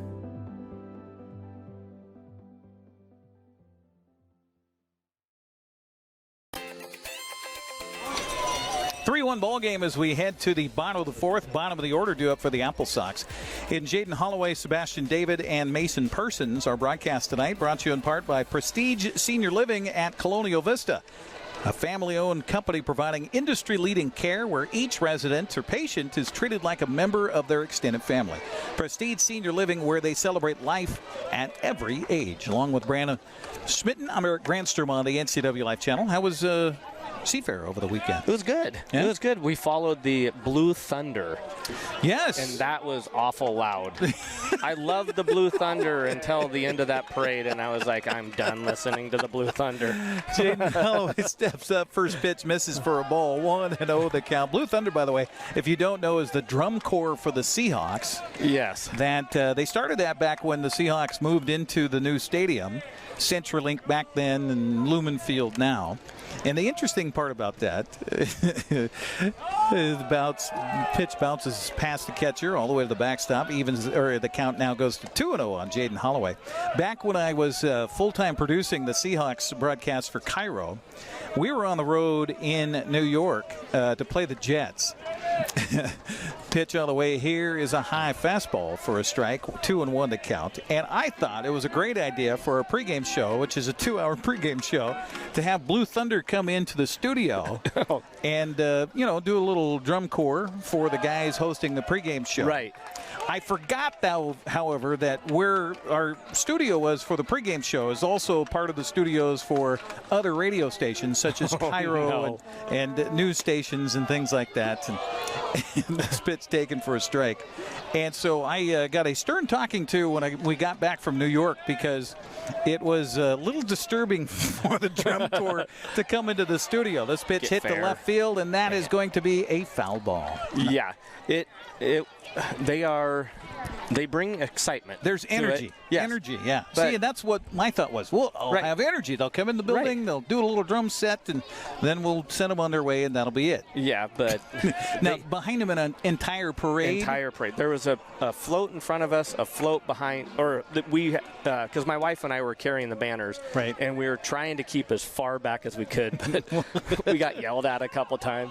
Hurry up. Fouled off the foot of Holloway, and so he'll try to shake that one off as the count stays at 2-2. By the way, we should mention, for those who don't know, is that Brandon's daughter is part of the Apple Blossom Royal Court this year. Yeah. And so you were over there as chaperones? Yes. Oh, okay. Yeah. All right. Yeah. It's always fun. So, and this weekend's the last one, going up to Penticton. Okay, for the Peach Festival? Yep. All right. Yep. So then we send her off to school next Tuesday. Alrighty. Jeez. Wow. Crazy. 2-2 count to Holloway to lead it off here in the fourth, and he'll swing and pop this one up in the infield. And it'll be Jack Johnson calling for it. He has to wait for a while for it to finally come down from the heavens above and have just a few cotton ball clouds on our horizon. So one out here in the fourth brings up second baseman Sebastian David. David is 0 for 1 with a strikeout in the second. The one of two strikeouts in the ball game here for Daniel Gonzalez, who has pitched well tonight. This pitch taken for ball 1-0 the count. That'd be nice if we could get a run this inning here. Yeah, just make it that much closer. They do have a right-hander starting to warm up down to the bullpen. A swing and a miss here by David evens the count at 1-1, and he was grasping at straws on that one with the pitch in the dirt. I think he was anticipating a fastball right there. And that's so tough. You get in your mind when you're up at the plate of what you want, and you're anticipating it, and then it doesn't happen. Yeah. Especially if you're thinking fastball and he throws a bender at you. 1-1 pitch on the way from Gonzalez. Check swing, bounces in off the catcher, and the count goes to 2-1. Well, and we haven't had any appeals yet, but we had talked about this before the game, how we have 3 umpires here. So now the umpire down the third baseline, he's able to help out on a left-handed check swing. Swing and a miss there for strike 2 by David, freshman from Stanford. Trying to get himself aboard with one out here in the bottom of the fourth in a 3-1 Victoria ball game. Bouncing in for ball 3. Notice that Gonzalez going a little bit more to off-speed stuff. He is, yeah. So I wonder if he's tiring a little bit. Maybe so. And his off-speed pitches are working really well for him, though. Pitch swung on, popped up, right side. That's going to get to the outfield. Jesse Brown over towards the foul line will make the catch for the out. You know, a lot of times pitcher will throw mostly fastball, try not to give away all their pitches on the first time through a lineup. And then change it up the second time through. Yeah. Well, he's thrown 62 pitches now, has Daniel Gonzalez. So might be, registering on the old dashboard that his night might be coming close to an end. 2 outs here in the fourth inning. Brings up third baseman Mason Persons. And like I said, they didn't bring them all, but Victoria has 27. Oh, they're going to say the check swing on the appeal goes around. Oh, why didn't we have to talk about that, Eric? You had to say something, didn't you? But they have 27 or 28 players on the roster that are pitchers. Wow. Now, they didn't bring them all, but they brought a host of them, so they've got a lot of arms ready to go. The 0-2 pitch is bouncing in for a ball, or 0-1, I should say. That evens the count of 1 ball and 1 strike. Let's get you up to date on what's happening with the Mariners against the Padres. They're already in the top of the 5th at T-Mobile Park, and it is a scoreless tie. Top of 5 already? Yes. Jeez, that's a fast game. You got 2 good pitchers going tonight. This pitch is a strike on the outside portion. 1-2 the count. We'll get you up to date on other games happening in the West Coast League in the first round playoffs. Bellingham and Kelowna are in the top of the 5th. That game is tied. No, excuse me. Bellingham on top 1-0. Swing and a foul back by Persons here. He stays alive at a ball and 2 strikes. Corvallis leading at Cowlitz tonight 3-0. How about Corvallis? They've just been on fire here in the second half of the season. They only lost, 2 games in the second half of the season? It was just unbelievable. Well, and I was talking to one of my friends, Kyle Dawkins, and he was talking about Bo Kearns, who's one of the coaches down there. Bo's a good friend of his and coached up here for a little bit. And Bo said that they find a way to keep all of their kids. We've talked about how our players are leaving to go to college early. At Corvallis, somehow they're able to keep them. Strike 3 called, gone looking is Mason Persons. And that'll do it for Wenatchee. A 1-2-3 story in the 4th. To the 5th we'll go. 3-1 Victoria on top. You're watching West Coast League playoff baseball on the NCWLIFE Channel.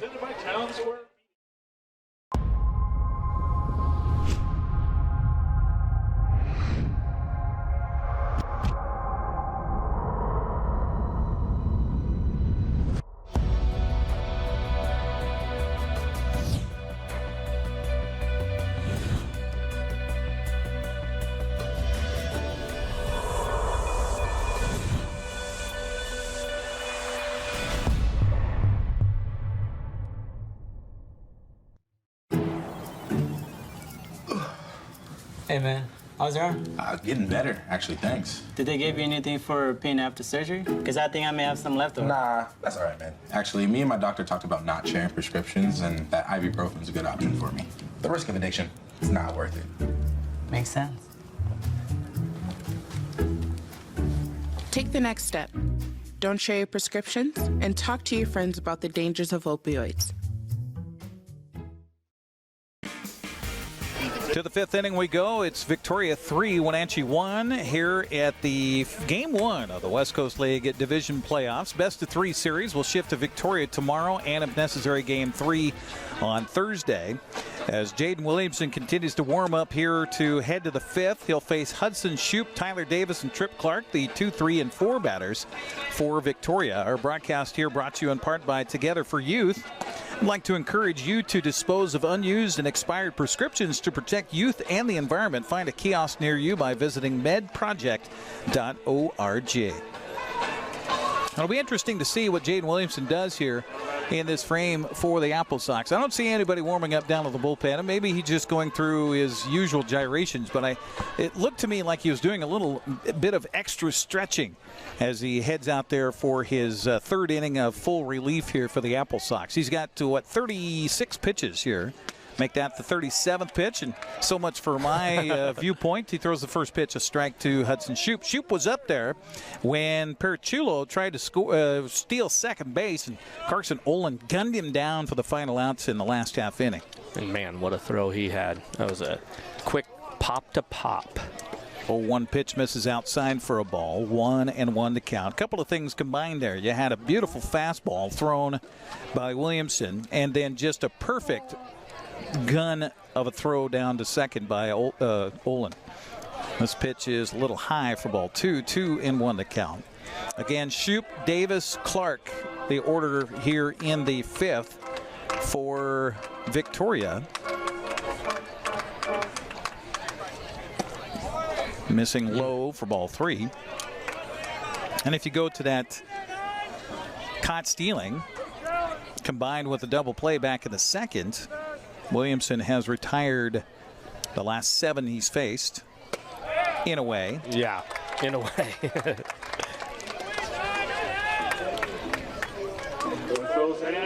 He's faced the minimum, shall I say. Yes. In his last 7 batters.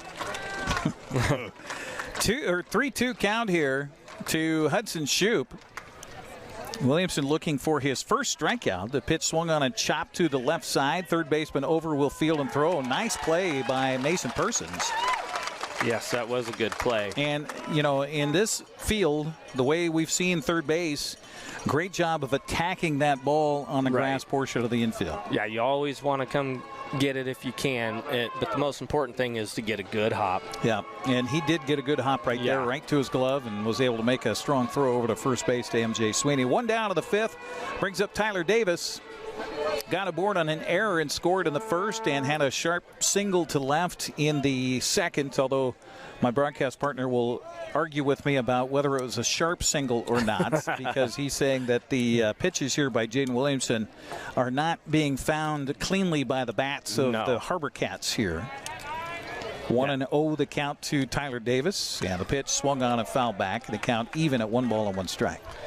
Now, Tyler Davis is, if I was coaching, just seeing his first 2 at-bats, I'm moving people, and you can see, you know, I would probably have Persons, excuse me, come more to the line, because his first 2 at-bats, he was right up the line here. Well, and Tyler Davis has some pop, too. He had 6 home runs on the season. That was second behind Easton Amundsen of the AppleSox in the league for home runs. You see Brandon Ponce, he's way out in deep left field. He's just about, 10 feet short of the warning track out there. Pitch swung on and fouled back. The count even to Davis, 2 balls and 2 strikes. Haven't been able to get him out so far yet, and would be huge to get him out here. It would be. For the AppleSox defense. Because he has great power, 6 home runs, batting .316, 43 RBIs. You're thinking, okay, he has great power, that's about it. But he's got 14 stolen bases, too. Yeah. Very aggressive is Victoria. This pitch swung on and hit in the gap in right center. This is going to get down for a base hit, and then extra bases, rounding first, heading in for second. Davis going to cruise in with a 1-out double, stand up. And there you talked about strong batter. Yeah, well, and I also talked about him pulling the ball to the right-hand side, and then look at what he hits does. the opposite way. Yeah. Well, that's just a good hitter right there. That was. Didn't matter where your defense was playing. That's not going to get caught. So the first time since the 2nd inning that Victoria has had a man in scoring position. That'll bring up Trip Clark.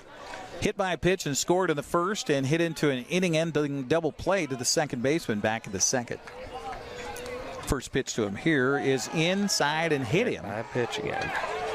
So that's the first time that Williamson has hit a batter. He must be hanging over the plate there a little bit. You know, he's got that elbow guard and not afraid to throw the elbow out over the plate maybe. Yeah. I'll have to look up his numbers. Yeah, I was just going to look up the hit by pitches, but I don't have that. No, I don't see it either. Let's see. You know, I've seen a lot of times where an umpire says, nope, you get back here. You stay here. Yeah, you're throwing that's true. And if you're aggressive enough, you call it a strike.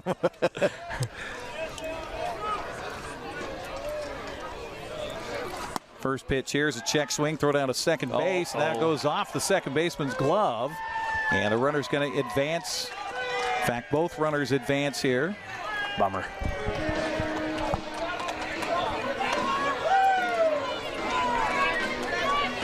So I'm going to go down as an error on the throw by the catcher.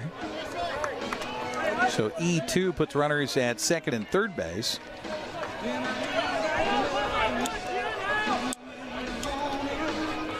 And the 1-0 should be the count here on Jesse Brown, correct? Yes. Okay. So there it is on the board. Brown back in, and Victoria with a chance to extend its lead here with 2 aboard and 1 out, and a swing and a foul back, and the count even now to Brown at 1 ball and 1 strike. We were talking about Trip Clark and hit batsman. Let's see. We're going to expand the batting stats here. Oh, sure, they're not going to show it on that one. Right. Of course not. Oh, here we go. Clark.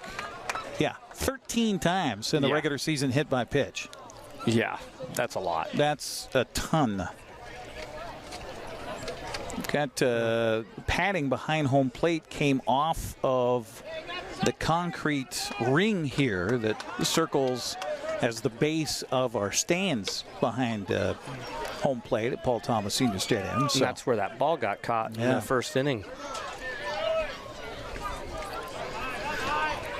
This is a big at-bat here for Williamson. We need to have him get a pop fly, a shallow pop fly, or it's a base hit, and that's going to score 1 and maybe 2. No, they're going to hold the runner. Brandon Ponce with a strong throw from left field. Give an RBI to Jesse Brown on the base hit to left. It's now 4-1 Victoria. Runners at the corners brings up Dallas Macias. Still don't see anybody warming up in the bullpen for the AppleSox. No.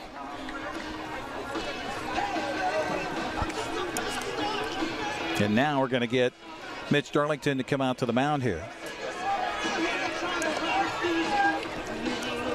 I didn't see anybody warming up. I didn't either. So usually when the manager comes out, it's a pitching change. Yeah. But I think he just wants to talk about defensively what they want to do here with Macias coming to the plate. Macias is 0 for 1 tonight. He walked in the first and grounded out to second in the third. Macias, though, batting .333 on the summer, and he's been kind of a thorn in the side of the AppleSox, if I remember correctly.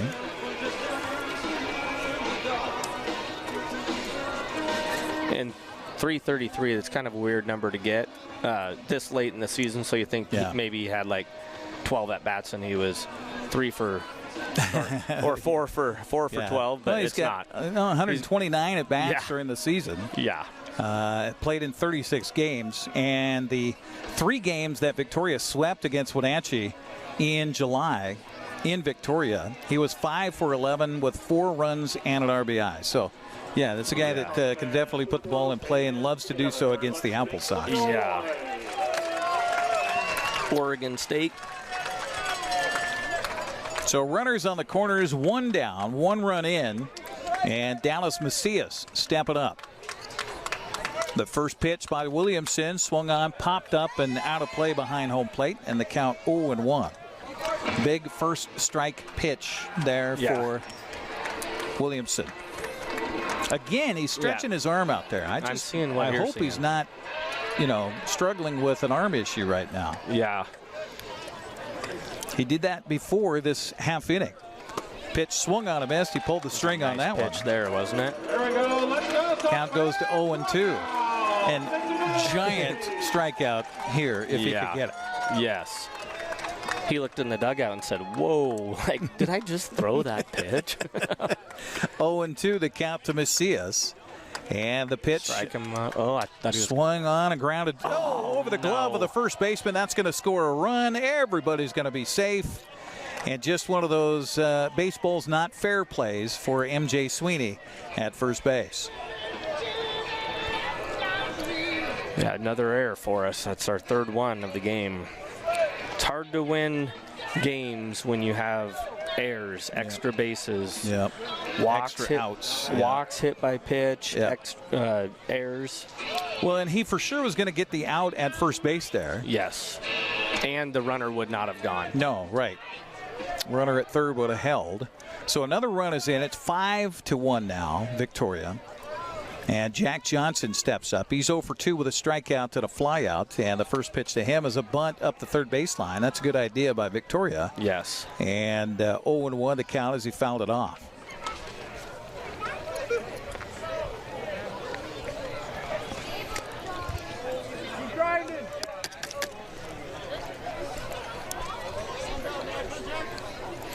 Yeah, I remember you making the statement after talking to Coach Darlington last game about how we wanted to make it 5 hit by pitch, walks, errors, and thus far, I mean, we've got 3 errors and we've got 4 walks, 3 hit by pitches, 3, 4, 5, 6.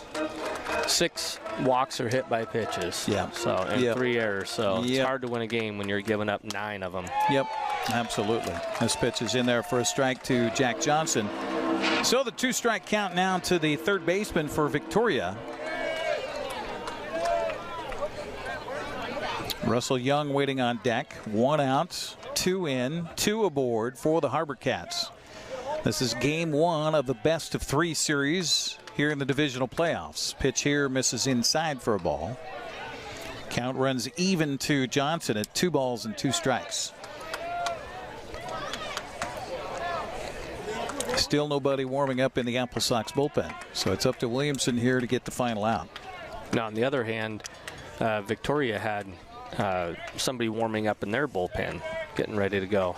Pitch on the way is a fastball. Boy, that looked good, but home plate umpire Isaac McAllister says nope, that was ball 3. That looked pretty good from here, but we don't have the best vantage point. Well, the 500 umpires that are right behind home plate said that was strike 3. 3-2 pitch on the way is swung on and missed, and that is strike 3. 2 down. That's a huge strikeout for Jaden Williamson. Believe it or not, that's just his first strikeout in relief here for the AppleSox. As he's now pitching into his 4th inning full of relief. He came in with 2 outs and a jam in the first, was able to induce a fly ball out to get out of the inning. That was after Samuel Round gave up 3 to start the ball game. This pitch is a strike across the knees to Russell Young. 0-1 the count. He has a little extra life on that right there. He did. After he's shown the ability to pull the string, he let that one fly. This pitch swung on a miss, and maybe a little juice in the tank here for Mr. Williamson after giving up 2 in this inning. See what he does here. Is he going to try and throw another fastball by him and get a little extra giddy up on it, or is he going to pull the string like you said? Timeout called by Russell Young. He gets it from the home plate umpire, backs out of the batter's box, and gives himself a little mental breath between the ears here. And now Carson Olin stands up. He will give his pitcher a little gap. And now the batter comes out of the batter's box and comes up to his coach, Todd Haney.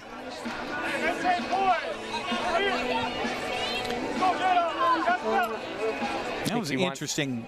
I think he just wanted to ruffle little feathers, didn't he? I think so. I think so. There's a little tension here in this game so far between Wenatchee and Victoria. Here comes the 0-2 pitch, swung on and hit. Ooh, nice play. Nice catch. By a reserve player who happened to have a glove on. Or is that their first baseman? 31. Let's see who that guy is.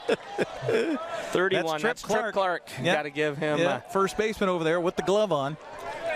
Saved the day for somebody's face down in the dugouts on the first base side. Here comes the 0-2 pitch again. Swung on a chop back to the right side and through the legs of the runner. Throw to first is in time. They got him.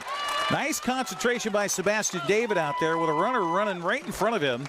4-3 on the putout, but more damage done. 2 runs on 2 hits and an error and a couple left on. We'll head to the bottom of the 5th inning. A lot of work for the AppleSox now. They trail at 5-1. You're watching playoff baseball on the NCWLIFE Channel.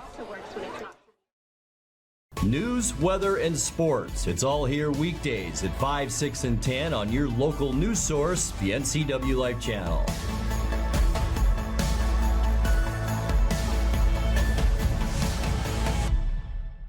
We've got enough stress in our lives, and now here's your moment of joy. For the latest in cute on the interwebs, tune in for this week's Moment of Joy on your weekly tech update with Ray McNeil right here on the NCWLIFE Channel. I had a seizure in the middle of the night, and they rushed me to the hospital and decided to induce labor to try to get the baby out. The outpouring of love and support I got from Confluence Health. My coworkers coming to the ICU to be with me. For me, it's the work family. It's just incredible to have support no matter what I'm going through in my personal life, my own health.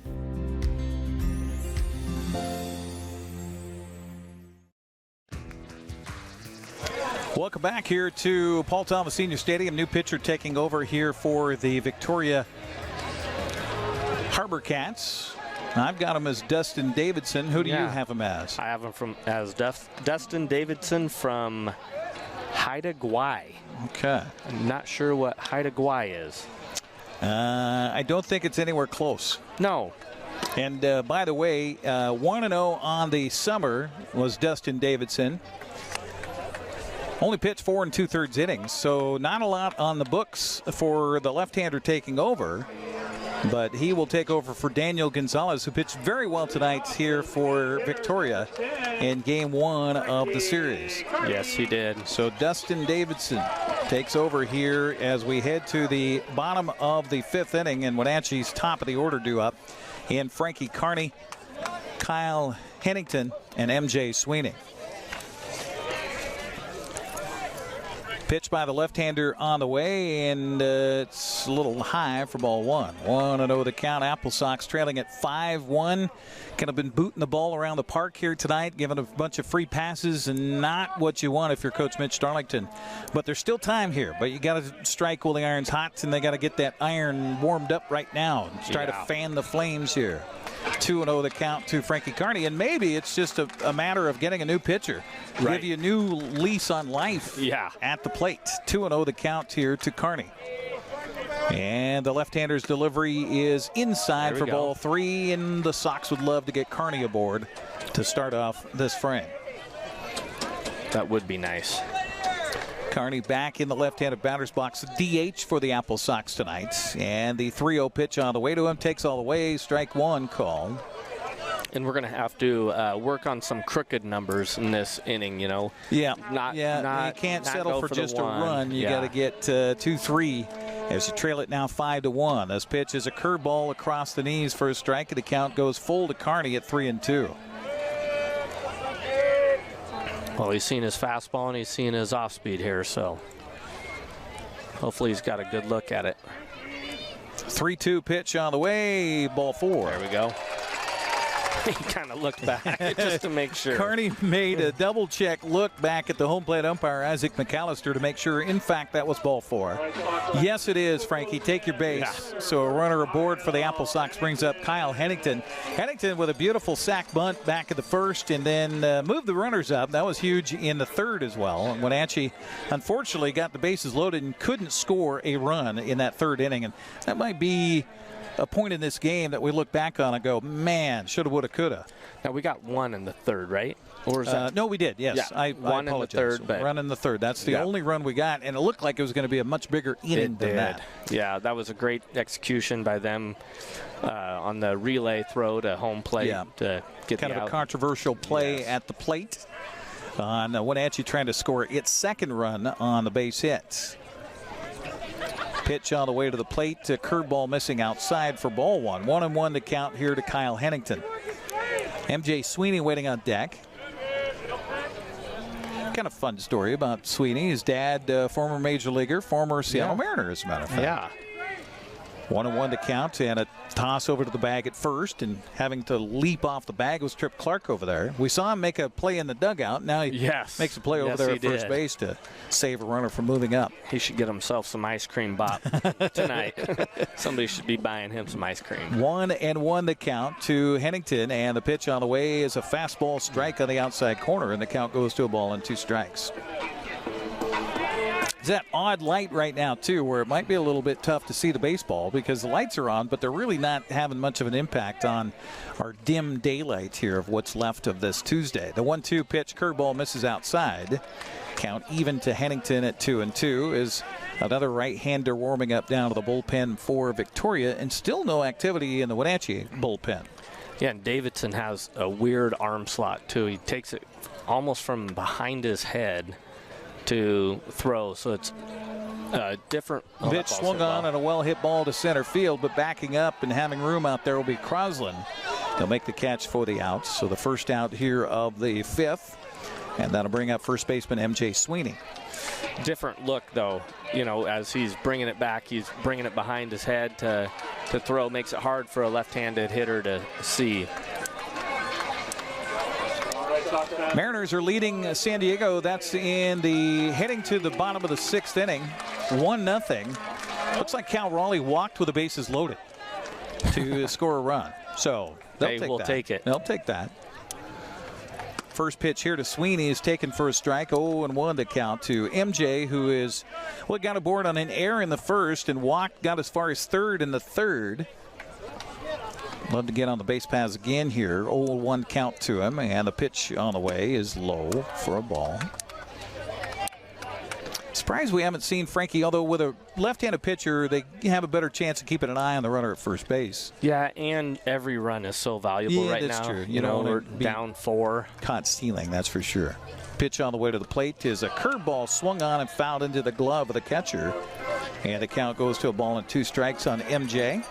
You want to make sure on this, it's not a point in the game where you're going to be going on a 50-50. You want to be more 90-10 that you're going to be successful. Pitch on the way. Curveball misses outside for a ball. Good eye by Sweeney. The count even at 2-2.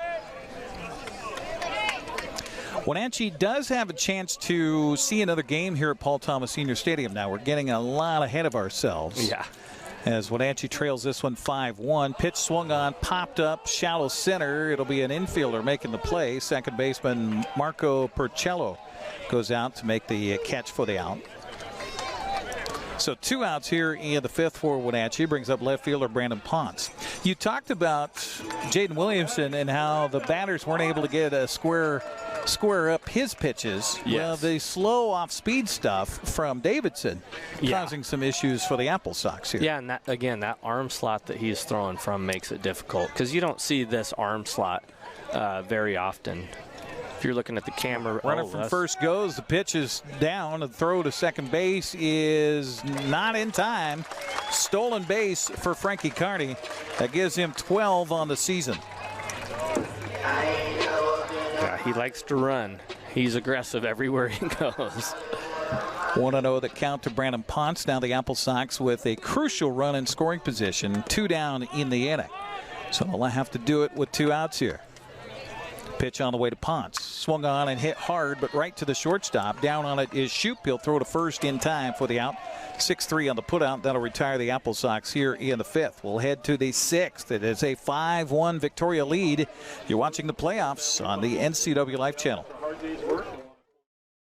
JDSA Law is a proud sponsor of these local event broadcasts. JDSA Law has been serving North Central and Eastern Washington since 1946. For over 70 years, their team of dedicated professionals has delivered quality, innovative legal services. JDSA Law partners with you to provide the finest legal advice and support as you navigate your personal and business challenges, your risks, and your accomplishments. JDSA Law supports the TV broadcasts of these local community events. My name is Anna Marie. I've lived at Prestige here for 6.5 years, and I love it. They just made you feel so welcome. I love my room. I get 3 meals a day, do as I darn well want to.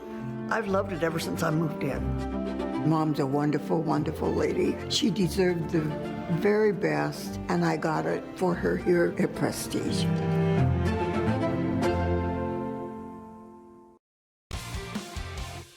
AppleSox baseball on the NCWLIFE Channel, brought to you in part by Wenatchee Valley Dispute Resolution Center. Caught in a conflict, family, housing, business, call Wenatchee Valley Dispute Resolution Center at 509-888-0957 for help. That's 509-888-0957. Good crowd on hand here tonight at Paul Thomas Senior Stadium, along with Brandon Schmitten. I'm Eric Granstrom on the call here tonight. Mark Miller, the manager of the Town Toyota Center, just stopped by to say hi.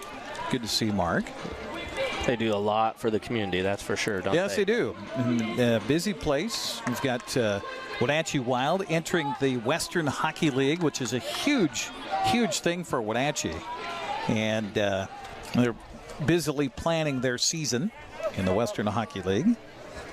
They've been in a couple different leagues now, haven't they? Yes, they were in the national, let's see, I want to get this straight. Yeah, it was an American league, the first league they were in. Yep. And then, of course, they were admitted into the British Columbia Hockey League. And now going to the Western Hockey League, which is a giant jump. You went from about level 3 to level 1 as far as your level of play here. Yeah. First pitch or first out is Michael Crosland on a ground out to the left side of the infield. So one out here in the 6th, and back to the top of the order for Marco Pericello. Marco is 1 for 1 of the ball game, has walked twice. He'll try to bunt this one down and try to get himself aboard on a bunt single. He fouls it off, however. You know, a big part of being a leadoff hitter is getting yourself on base for others to do damage behind you. Yes, exactly. And he's done exactly what was needed tonight for them. Been on base 3 times. Swing and a miss here on a hefty fastball from Jaden Williamson. I was wondering about Jaden and his health in the game and how he was handling things. And, well, the look of that fastball looks like he's just fine, thank you very much. Yeah. 0-2 with a pitch swung on and hit foul up the first baseline. Barehanded by their first base coach over there. He almost looks like he's getting stronger as the game goes on. Yeah, too. Exactly. By the way, he's at the 69 pitch mark, is Jaden Williamson, in his 4 2/3 innings pitched so far in relief for the AppleSox. You know, and what a great deal for him. You know, you're in a playoff situation against kids that are going to Division I big schools, and you're pitching at Lower Columbia Community College. Yeah. So yeah, exactly. How is he going to do when he goes back and pitches in the NWAC this year? Absolutely. And for your resume. I mean, this does nothing but good things for your resume. Here comes the next pitch. It's a fastball, strike 3 called on the outside corner, and you talk about him getting stronger. It looks like he is. Yeah. That is the second strikeout in relief here for Jaden Williamson. For Wenatchee, that's their 3rd strikeout, according to my math on the night. But that's Cedar Woolley math, so, you know, check me on that. Hudson Shoup will now step up here as there's 2 outs in the 6th inning. Wenatchee has retired Victoria twice in order in the 3rd and 4th. And a bunt attempt up the third baseline. This will be grounded and then picked up foul by Mason Persons, and the count 0-1. It's a good thing Persons came up and fielded that ball in foul territory because it hit that cut of the grass. Yes. You never know what's going to happen. Yeah. It decided, or it could decide to bounce right back in. Yeah, and definitely so.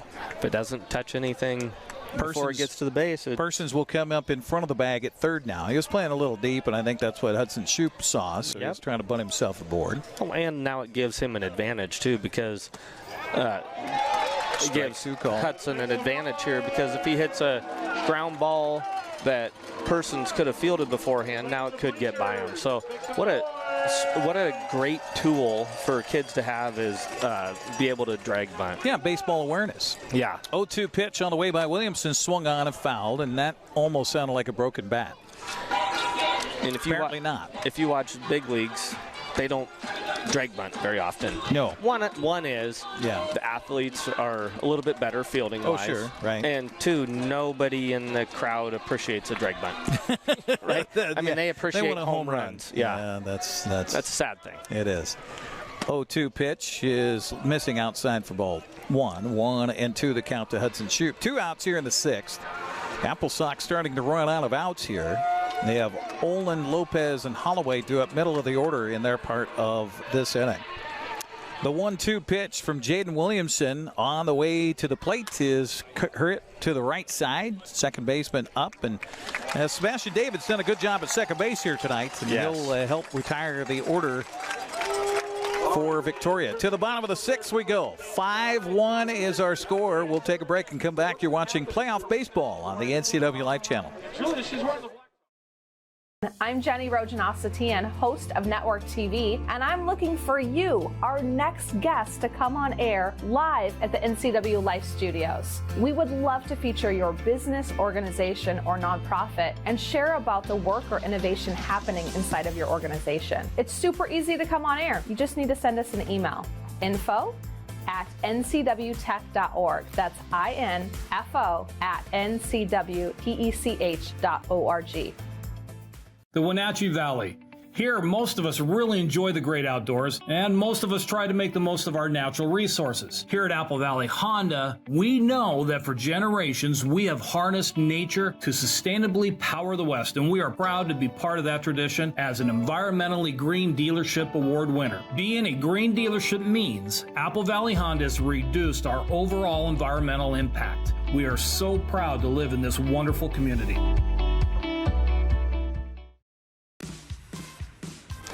Another new pitcher will come in here for Victoria. We talked about how they had 28 pitchers on the roster, so they're going to use them here tonight. This is Cody Howard, a 6'1", 198-pound freshman from Texas State. From Woodlands, Texas, the Woodlands, Texas, to be exact. He's a 3-0 mark with a 3.14 earned run average. In 14 1/3 innings, 22 strikeouts, 10 walks. So Cody Howard, right-hander, takes over on the mound now for Victoria. Daniel Gonzalez went 4 innings, allowed 1 run on 5 hits, had 1 walk, and 2, make that 3 strikeouts. Dustin Davidson works an inning, does not give up a run or a hit. Thought we had a chance there with walked 1 batter. That leadoff walk. Yeah, we thought couldn't do anything with. Thought it was going to be a good thing for Wenatchee.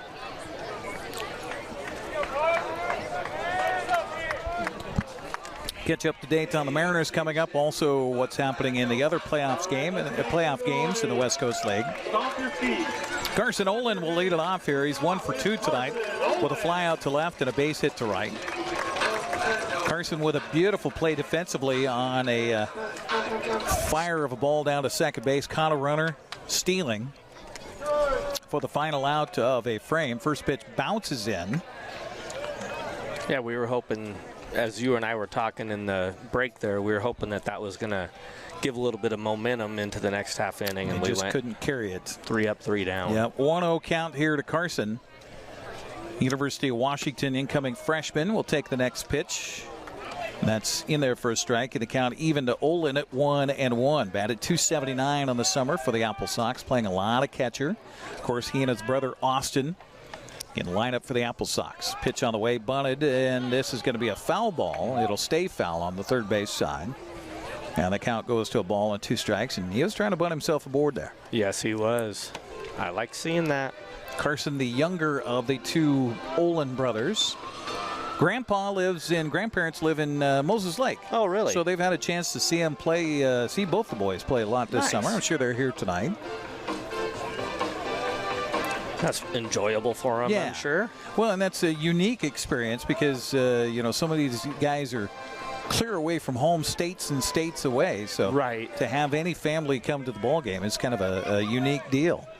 1-2 the count here to Olin as Cody Howard works in relief for Victoria, and this pitch bounces in, goes off the catcher, and I think hit a piece of the umpire. Count will go even here to Olin at 2-2. Yeah, just looking at our roster, we've got kids from Texas, California, Arizona, Idaho, Washington, Nebraska, so all over the place. Yeah. Wenatchee, out of the 5 innings that they've played so far, have had the leadoff man aboard in 3 of those 5 innings, and we'll do it again here as the second baseman will airmail the ball into the dugout. I think that's a base hit with a throwing error. I agree with you on that. So E4 on the throwing error, allowing Olin to go down to second base, and, well, for the 4th time in 6 innings, Wenatchee has a leadoff man aboard. Now, can they capitalize? Yeah, and the nice thing about this, too, is we have a runner at second base instead of at first, so takes away a double play situation, and there's not even a thought in coach's mind about advancing the runner by sack here. So situationally for the AppleSox, they've left 6 men on the base paths here tonight. Yeah. So they definitely, between the errors defensively, the pass balls, or not the pass balls, but the hit batsmen, the walks. Just not a good combination so far, but Wenatchee trying to turn the tide here. Howard's next pitch is all the way in the dirt, all the way to the backstop. Olin stopped, and again that ball got caught up in that padding behind home plate. Boy, they got to fix that. Yeah. I don't think he saw that after the catcher reached for that, because he was stuck in the no man's land there at about shortstop. Yeah, Carson Olin was like, where's the ball? Where's the ball? Nobody could see it. It was stuck in the padding behind home plate. 1-0 the count to Izzy Lopez, and he'll take the next pitch in there for a strike. 1-1 the count. Izzy can get a run in with a fly ball to the outfield here. Yeah. In fact, I think the defense will give up the run to get the out. Pitch swung on. Other than at the corners, right? We've got the first baseman and the third baseman up right now, so they're trying to take it away there. But if you get a ground ball up the middle, that should get us a run here. 1-2 the count to Izzy Lopez, who is 0 for 2 tonight. A pop out the second and a strikeout. Cody Howard trying to get his first out of the inning, and the pitch on the way is low. I wouldn't mind seeing Izzy just getting a base hit and scoring a run. Sure. Then we can start this whole thing over again. Then a rally can start again with a guy that's very fast on the base pass. 2-2 count to Izzy Lopez. Runner 90 feet away in a 5-1 ball game. Pitch on the way is low for a ball. Good eye by Lopez. 3-2 the count. Full count.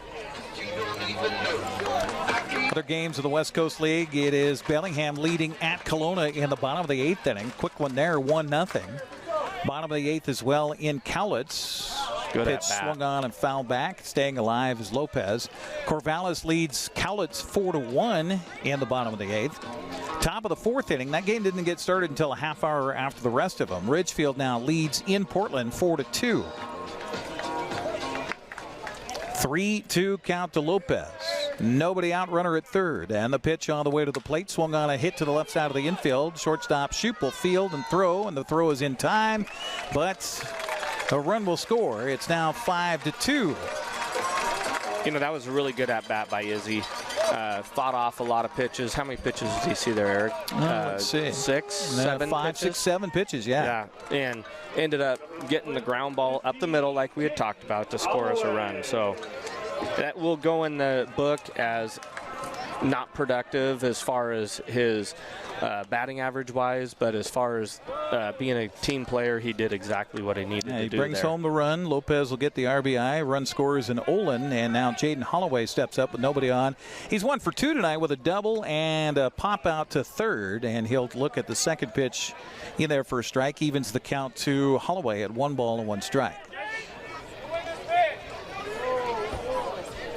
Next pitch swung on and missed, and the count goes to a ball and 2 strikes to Holloway. Mariners, by the way, home against the Padres tonight and heading to the bottom of the 7th. They're in the stretch at T-Mobile Park. Seattle on top 2-0.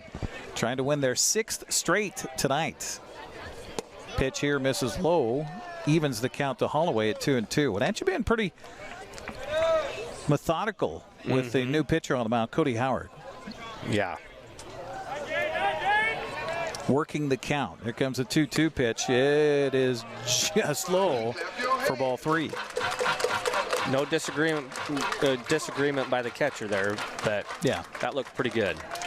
3-2 the count to Holloway. So everybody's gone full here. And this pitch low for ball 4. Behind early, works a walk, does Holloway. And he gets aboard here for the Wenatchee AppleSox with 1 in, 1 out. And that'll bring up Sebastian David. You know, we've talked about seeing a ton of pitches and stuff. That's important, super, super important when it's your starting pitcher. Later in the game, it's not as important, but still, you get to see more pitches, and so the on-deck guy gets to see more pitches, so it gives you a better opportunity to hit. Early in the game, you're wanting to get your starter out of the game. You know, they're the guys that are going to go the longest, typically, and so you want to get them out of the game. But here, just to see more pitches is a good thing. Well, the man on the mound, Cody Howard, having a hard time finding the strike zone right now. He's got 1-0 on Sebastian David, so now they're going to come out and have a talk with him, get him to settle down. Nobody warm in the bullpen behind Howard. And a 5-2 ball game, and that's what you don't want to do if you're Victoria, is give Wenatchee a glimmer of hope here. Exactly. Yeah, because this game is a game of runs for sure. Pun not intended. I was going to say, duh. Did you become Ron Fairley suddenly? Thank you, Captain Obvious. Gee, did we score more than they did? Yeah. We won. How about that? Sorry, Brandon. No, that came out the wrong word at the wrong time. But that's good. This is your, fifth game working with me here for the AppleSox, and that's the first real doozy you've had. So that's pretty good. I'm going to lock that one in the vault. Yeah. We'll use that for the Christmas party. The 1-0 pitch on the way is low for ball 2. Yeah, he's not liking what he's feeling out there, is he? Nope, definitely not. Another walk off the back of the mound here for Cody Howard. And I agree. I don't think I've seen anybody up down in the bullpen. No, this is his to hold on to. Pitch swung on a miss, and Sebastian David now with the count 2-1. Boy, he wanted that pitch. Yes, he did.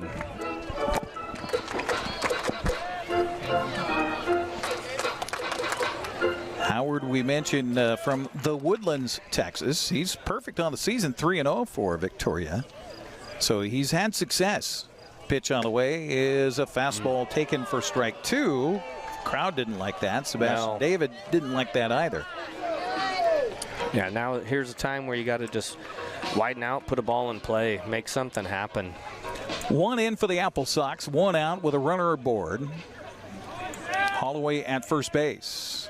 He will hold, and the pitch to the plate swung on and chopped off the mound or off the right side, and that's going to go through for a base hit. Holloway's going to hold up at second on the play. Good job of hitting by Sebastian David.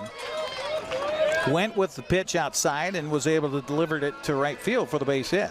You know, as I was saying, you just want to get yourself into a situation where you put a ball in play. You know, I always talked about how being a good 2-strike hitter, make sure that you make something happen when you get 2 strikes on you. Just don't go up there and the worst thing to do is watch third strike, right? That's definitely the worst.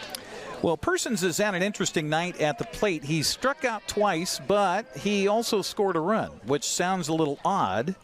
Pitch to him here, swung on, a hit down the right field line, slicing foul. That would have scored too, I think. I think so too. 0-1 to count to Persons. He swung on strike 3 to lead off the third. The pitch was wild, went in the dirt, off of the catcher, and back to the backstop.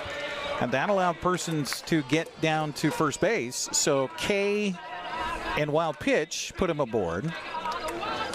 And then he struck out looking in the fourth for the final out of the fourth inning. Behind in the count here, 0-1. Pitch on the way, swung on, and that was kind of a bailout swing there. It was. The count goes to 0-2 on Mason. Sox dugout below us, trying to rally Wenatchee's offense here. 1 run in. Carson Olin got aboard on a base hit. And then moved to second on an error. Moved to third on a wild pitch. And then scored on the ground out by Izzy Lopez. Since then, Holloway walked. David with a base hit. They're at first and second, respectively. And the 0-2 pitch on the way to Persons is swung on a miss, and now he's gone on the strikeout again for the third time tonight. 2 outs and back to the top of the order for Frankie Carney. Well, if you look for two-out magic, Kearney's the guy to deliver. He's 2 for 2 in the ball game with a couple of base hits, had a bunt single back in the third, and walked in the fifth. Frankie Kearney. Yeah, and as we also saw, he may fight somebody to get to first base. This is true. Kearney in the left-handed batter's box. First pitch to him is bouncing in. Ball got away from the catcher, but not far enough for anybody to move anywhere. Yeah, good decision there by a runner at second base not to go because we need multiple runs. Yeah, absolutely. 1 run in the frame. 5-2 ball game. Victoria on top. The HarbourCats scored 3 runs in the first. Wenatchee countered with a run in the third. Victoria answered with 2 more in the top of the fifth. This pitch swung on a hit hard, but that's heading towards the... Is your car parked back there, Nope. Brandon? Nope. Oh, okay. So you're safe. I've been around baseball before. I park a long ways away. Count even to Kearney at 1 ball and 1 strike. What's your son's name again? Camden. Camden is here helping us out tonight. Last minute. Yeah. I'm not sure where he is. He's right down the now. first base Is he line. down the first base line? Okay, all right. Getting some schooling here on running a camera, so thank you, Camden. This pitch is low for a ball. 2-0 the count. Oh, that's our 2-1 the count. That's right. You Camden Yards, right? That's right. Yes. Okay. Yes. Baseball, not you. 2-1 count to Kearney.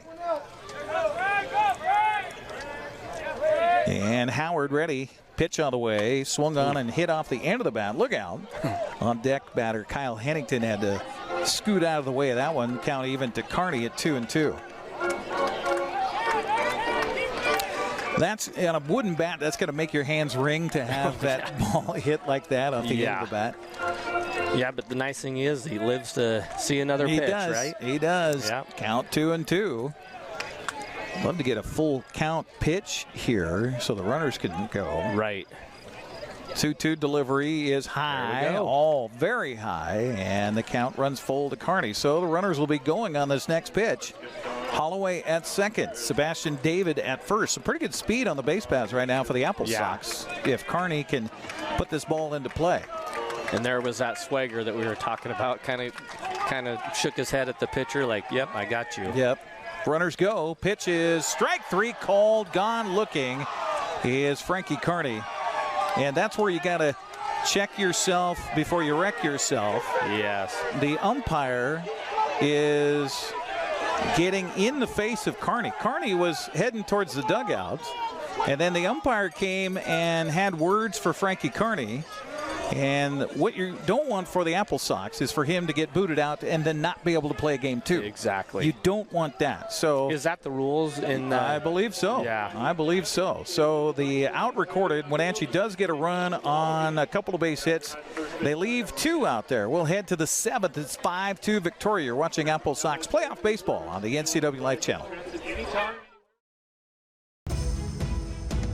Hello, television family. Grab your cup of coffee each weekday morning and join me. I'm Dan Kuntz, the host of Wake Up Wenatchee Valley. It's Wake Up Wenatchee Valley. It's everything you need to start your day. We're live and we're local at 7 a.m. every weekday on the NCWLIFE Channel. Be sure to tune in each weeknight for sports during the NCWLIFE Evening News. If it's the Mariners, the Seahawks, or any of our local teams, I'll be sure to cover the latest right here on the NCWLIFE Channel. Dear Mary Maids, just got home from a trade show and I didn't have time to pick up the house. Kids made chili. Jeff did a mud run. Oh, and Winston shredded Teddy's bed. Again, please clean it the best you can. Oh, except for the statue Max made for me. Thanks, Abby. Hi, Abby.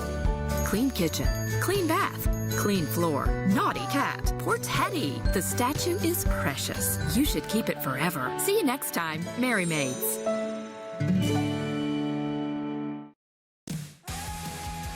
To the 7th frame we go. Tyler Davis, Trip Clark, and Jesse Brown due up here for Victoria. The AppleSox struggling here tonight. They've got 3 errors in the ball game. Bunch of free passes. Home plate umpire getting the cat calls from the crowd here at Paul Thomas Senior Stadium. And you know, Eric, one thing that we haven't talked about as far as that number that Coach was talking about, you know, keep it under 5 is backwards Ks. You know, we can't have guys that are striking out looking, and we've had. Pitch swung on and a well-hit ball to left field, backing up Brandon Ponce, and he will make the catch right on the warning track out there. So one pitch for Jaden Williamson, who has been, workhorse tonight for the AppleSox. He came in with 2 outs in the first inning, inherited a mess with the bases loaded, was able to get Michael Crosland to fly out to end the frame, and since then he gave up a couple of spots, couple of runs in the 5th inning. That wasn't all his fault. No. But he's just done really well in relief here for the AppleSox. Long relief. 6 into his 6th inning of relief here as Trip Clark will step up. He's been aboard twice being hit by a pitch. That makes 15 times he's been hit by a pitch this season. Yeah. And I'll have to look at this from our home plate or from our outfield perspective. You talked about that where big his elbow is. Yeah, big protective sleeve on his elbow. And if he does lean across home plate. Pitch on the way by Williamson, swung on a miss, and the count 1 ball, 1 strike on Trip Clark. This camera feeds about a second delayed? Yeah, there's a little bit of a delay. So if you say swing and a miss a little late, it's not. Yeah, I can't call the game on that screen, that's for sure. Check swing here, he fouled it off, and the count goes to a ball and 2 strikes on Clark. Tripp is listed as a catcher in the roster for the HarbourCats, playing first base tonight. And he's flashed the glove a few times. And honestly, you know, if you're going to take a catcher and put him somewhere else, put him at first base. Right. You want a guy with a glove out there. Pitch on the way to here, swung on, and barely gaining a piece of that one is Clark. And the count stays at a ball and 2 strikes.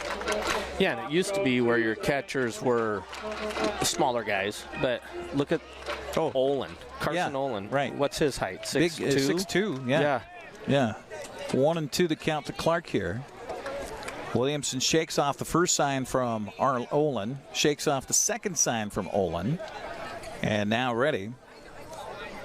And the pitch on the way is a curveball missing outside. Ball goes all the way to the backstop, and the count even now to Clark at 2 balls and 2 strikes. Thought maybe was going to chase after one outside there. Yeah. We haven't seen that tonight, as far as pitchers disagreeing with Carson Olin's game that he's calling behind the plate. Right. Yeah, he does a good job back there of calling pitches. And 2-2 pitch, swung on, and barely getting a piece of that one was Trip Clark. Again, game 2 of the best of 3 series is tomorrow night in Victoria. 6:35 game time, and if necessary, game 3 would be on Thursday night. Now, if the Wenatchee AppleSox can somehow come back and win this one, or win 2 in Victoria, which would be really tall order. Yeah. Wenatchee then would knock off the team with the best record in the North. So that means Wenatchee for the division championship, if it's Bellingham or Kelowna, they would have a game here Saturday. Right. So there is that potential. Clark doing a good job staying alive here in this at-bat. This is what, the 6th, 7th pitch coming his way. He's fouled off a bunch of them here. Count remains at 2-2. Pitch on the way. Swung on a miss. There we go. Blew that one by him. 2 outs here in the 7th.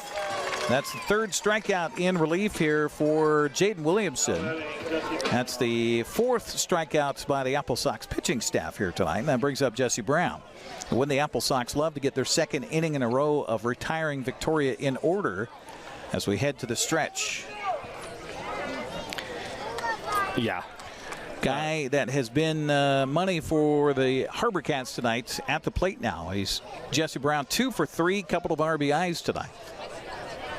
Nobody on board here, though, and the pitch on the way is across the knees for a strike. 0-1 the count. Now, he is built Brown. Like your typical catcher here. Look at the legs on this guy. Yeah. A lot of power in those thighs. That is for sure. He's not their catcher, though. He's a right fielder. But he can play any position he wants. That's right. This pitch is strike on the inside corner. Yes, Mr. Brown. Where would you like to play tonight, Mr. Brown? So the 5'11", 200-pound junior from UC Santa Barbara back in the right-handed batter's box. And for Jaden Williamson trying to get the 3rd out via the strikeout here. 0-2 count to Jesse Brown. The right-hander's delivery on the way to the plate is swung on and missed. And that's 5 strikeouts, so the fans will get some free stuff here at the ballpark tonight. And for Williamson, fantastic job in relief for Wenatchee. We'll take a break, come back, the 7th inning stretch on the way, and we'll head to the bottom of the 7th. It is a 5-2 Victoria lead. You're watching the playoffs on the NCWLIFE Channel. I chose a career at Confluence South because I wanted to help people, and I knew there would be opportunities for growth. I started as a medical assistant, but quickly advanced in my career. I received 5 promotions in only 7 years, 3 of those in management roles. Most organizations don't offer that type of growth. Now, as a career pathway coordinator, I let everyone know. Come join Confluence South. Come grow with us.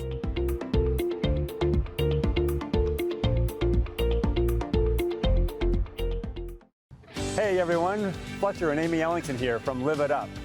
In the investment world, ROI stands for Return on Investment. Well, how does better health, better wealth, and better relationships sound for ROI? Join us every week right here on NCWLIFE and learn how to invest in the most important asset, you. We're going to answer your questions and provide some weekly inspiration so you can create a life that you love. Join us on Live It Up.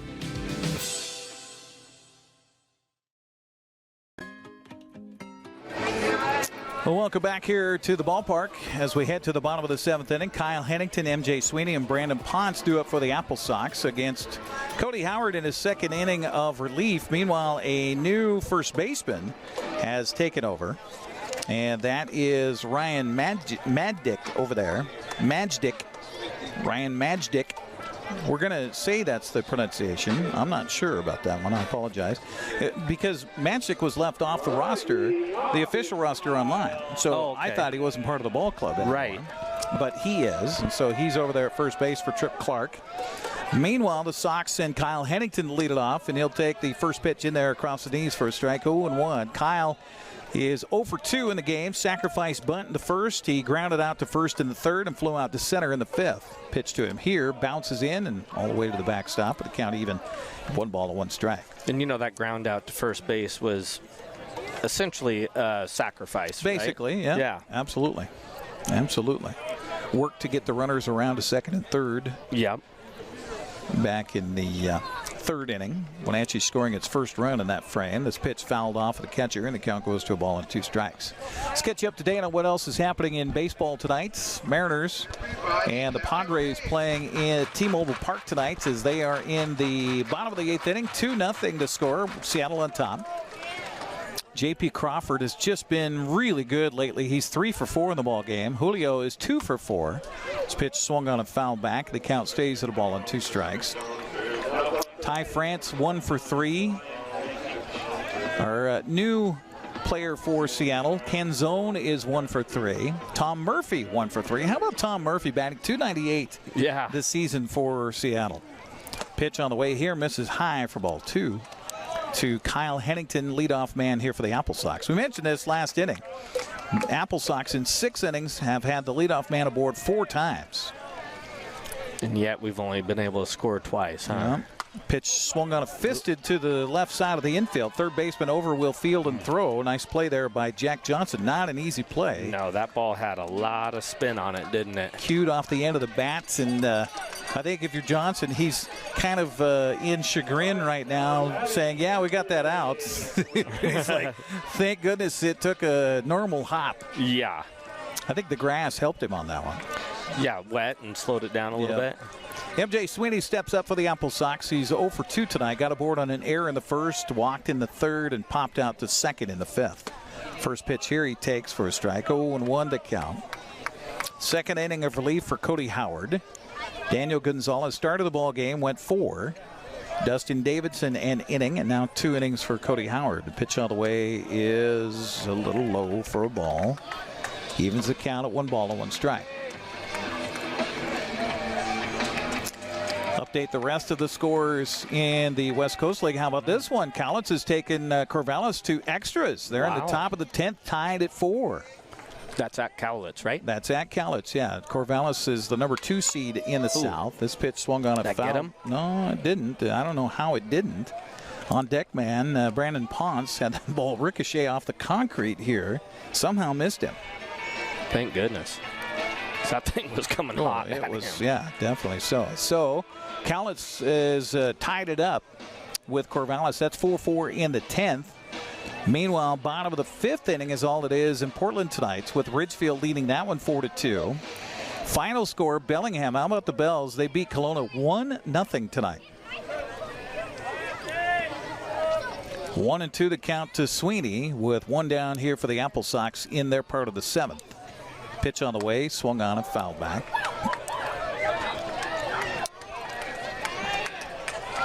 In fact, Bellingham wins the game just with 2 hits. In fact, there were 2 hits per side tonight.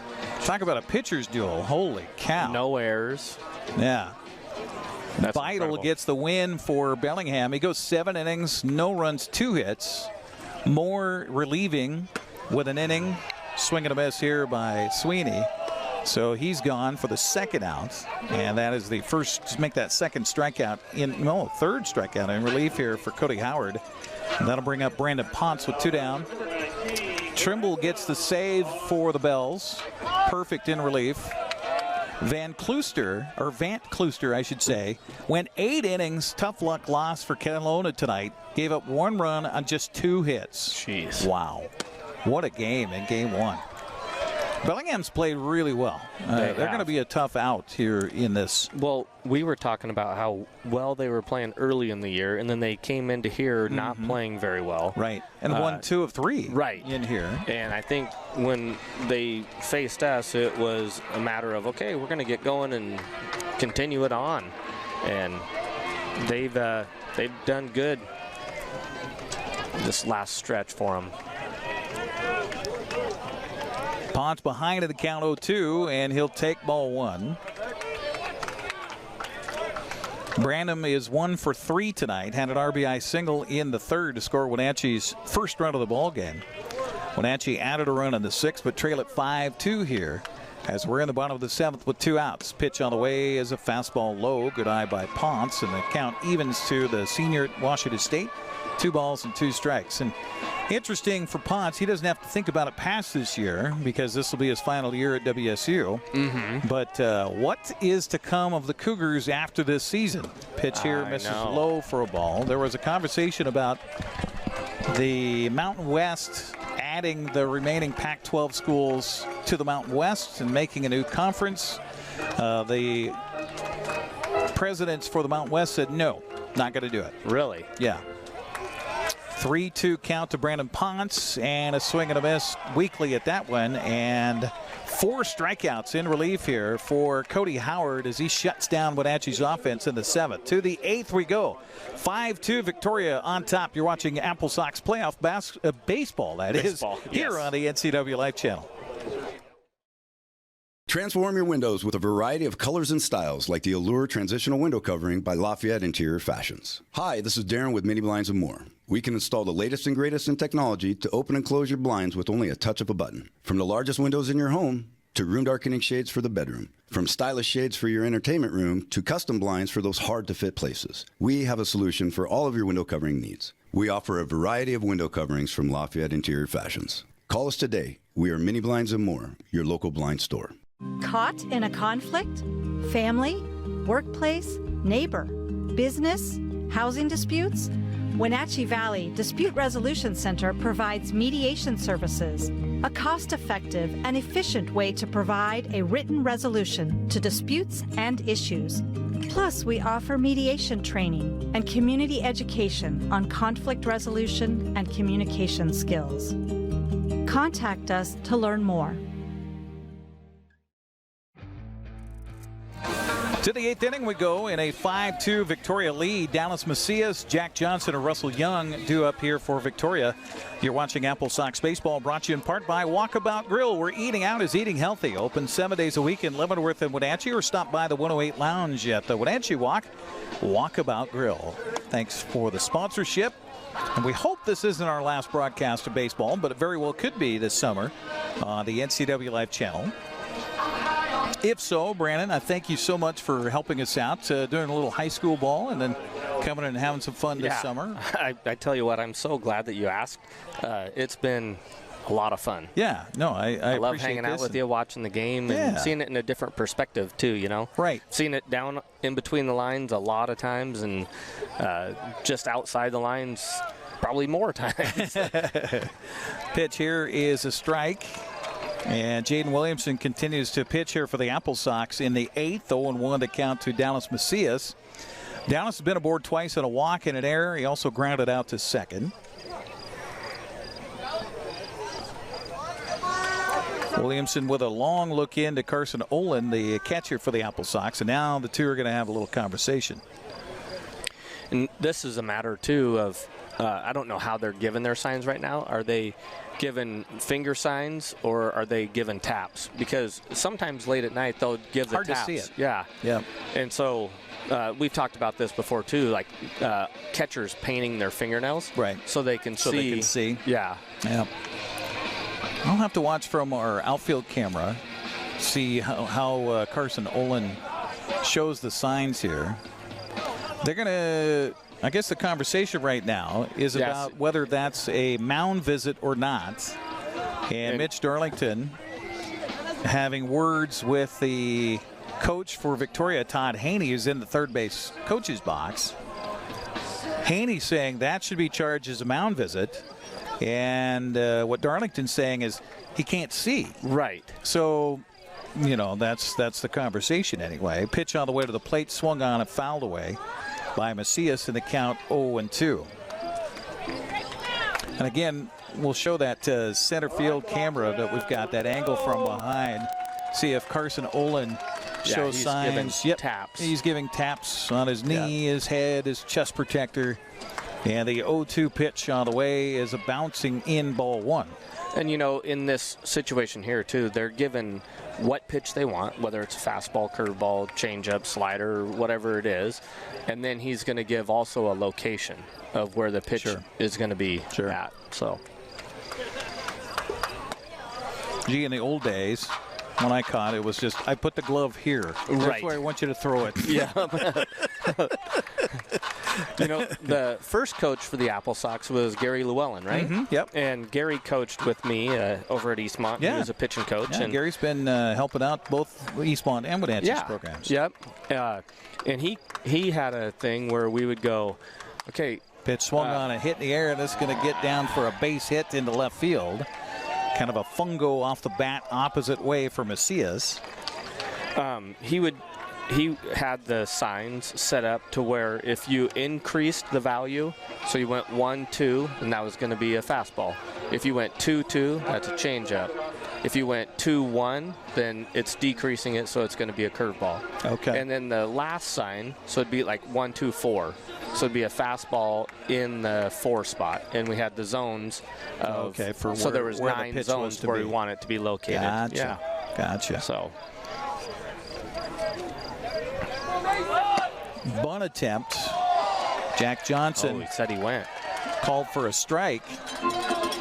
0-1 the count to Johnson with Macias aboard at first base.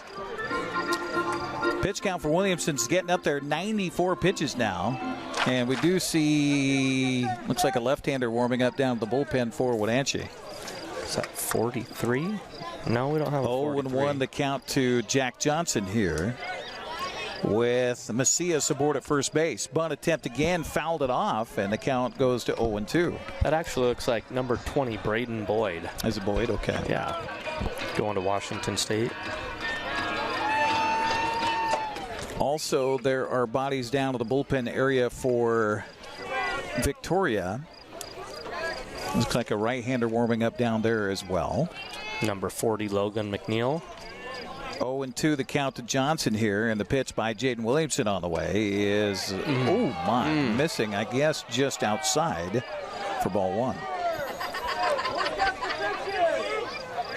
A lot of boo birds in the crowd tonight for our umpiring behind home plate. Of course, you know, partisan crowd. Right. If it's not in favor of the home team. Pitch swung on a miss. Another strikeout for Jaden Williamson in relief. That's 5 strikeouts for Williamson, and a big out here in the 8th inning will bring up Russell Young. Well, scheduled to hit is Russell Young. We'll see. 13. It is. Still Russell Young. Okay. He's 0 for the night. Hit by a pitch in the first and grounded out twice to second. So if you're Sebastian David out there at second base, be ready. Right. Get a little 4-6-3 double play here would be nice, wouldn't it? Yes. AppleSox have turned 2 once in the ball game. The runner goes. The throw down to second base is it. Oh my.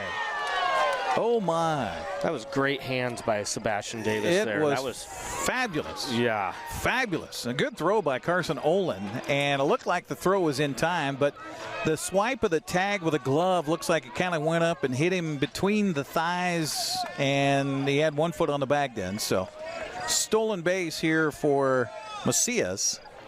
Meanwhile, the count is 1-0 to Russell Young. Pitch on the way, swung on, and the ball goes in the dirt. Nice stop by Olin. Evens the count of 1 ball and 1 strike. He's looking to run again here, isn't he? Yes, he is. Well, Victoria would love to get a little insurance here in the 8th inning. So they lead at 5-2. Yeah, Dallas Macias only has now 15 stolen bases on the year. So. That's all. Yeah.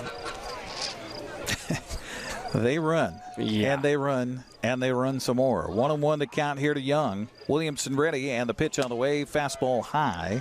And you would like to think that a lot of these kids come in with that knowledge, but it just goes to show you what these coaches have done for these kids. Coach Darlington's done for our kids, and these coaches here have done for theirs, and how they've got them prepared to play this next year. Runner from second goes. The pitch swung on and hit in the air to right field. Double play chance. The right fielder comes up with the ball, and he'll have an easy double play. Bang, bang, you're out. Jaden Holloway starts the double play, sliding down to his knee, makes the catch in right field, and the runner from second was going Macias, gunned down easily on the play. So F9-6 double play, just what Jaden Williamson wanted. We'll head to the bottom of the 8th inning. Wenatchee trailing at 5-2. You're watching the playoffs on the NCWLIFE Channel. I have no idea what I'm doing. That's why we need you.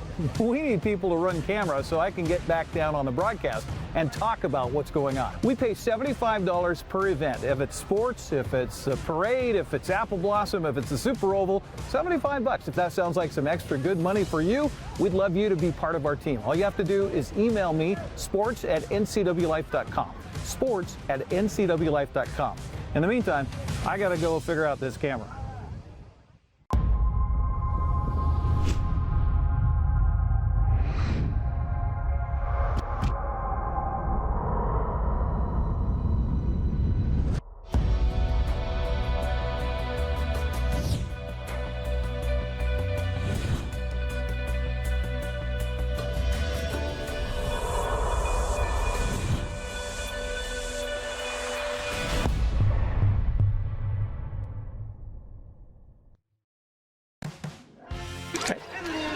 Well, here we go to the bottom of the 8th inning. Wenatchee trailing at 5-2 here in Game 1 of the West Coast League playoffs. A division series between the HarbourCats and the AppleSox, along with Brandon Schmitten. I'm Eric Granstrom on the NCWLIFE Channel. Great crowd on hand here tonight for this playoff game. You love to see that, Brandon, because I know Victoria, they're going to pack the house come tomorrow and, if necessary, on Thursday. Yeah, most definitely. And, again, home field advantage, and here's where it comes down to it, too. And we have Carson Oland up. I don't know that you have a better guy to lead off an inning. Start a rally, absolutely. He's 2 for 3 in the ball game with a couple of base hits, and he scored a run, takes the first pitch. Low for ball 1, 1-0 the count. Cody Howard working his 3rd inning of relief here for the HarbourCats. They do have some bodies warm behind him, and the pitch here misses for ball 2. Now here's where, you've got to play for your team, and if you get a pitch that you can, I always said, if you can get a pitch that you can hit out of the ballpark, go ahead. But if not, you know what, you're a good enough hitter that you can, there we go. Line drive to the shortstop. Hudson Shoup went the other way with it and lined it out to Shoup. Easy play for him. 1 down to the 8th inning. And that was going to get over his head. That's where unfair baseball phrase comes in again. Izzy Lopez steps up now. Izzy is 0 for 3 tonight. A pop out, a strikeout, and a ground out that brought a run home and back in the 6th inning. Wenatchee's second of the night. Again, Victoria scored 3 in the 1st. Wenatchee got a run in the 3rd. The HarbourCats scored 2 in the 5th, and then Wenatchee 1 run back in the 6th. That's where we sit at 5-2. First pitch misses to Lopez, 1-0. He'll take second pitch for a ball. 2-0 the count.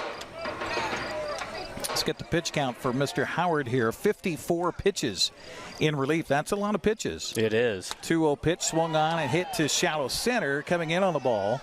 Thought that ball might have a chance to drop, but Crosland will come in and make the catch for the out. Hit it just hard enough to get caught. 2 outs in the 8th. And you look at Howard after he gave up a leadoff base hit and an error in the 6th inning and then that ground out. He's done pretty good since then, shutting down Wenatchee with 4 strikeouts in relief and 2 outs here in the 8th inning. Brings up Jaden Holloway. Holloway 1 for 2 in the ball game with a double back in the 2nd. He popped out to 3rd in the 4th and walked in his last plate appearance. Yeah, that was a big at-bat. Holloway in the right-handed batter's box. The first pitch to him he'll take for a strike. 0-1 to count to Jaden. Kind of does a two-step up there, doesn't he, with that left foot? Yep. Stride and then stride again. Pitch is swung on and hit foul on the third base side towards the AppleSox dugout.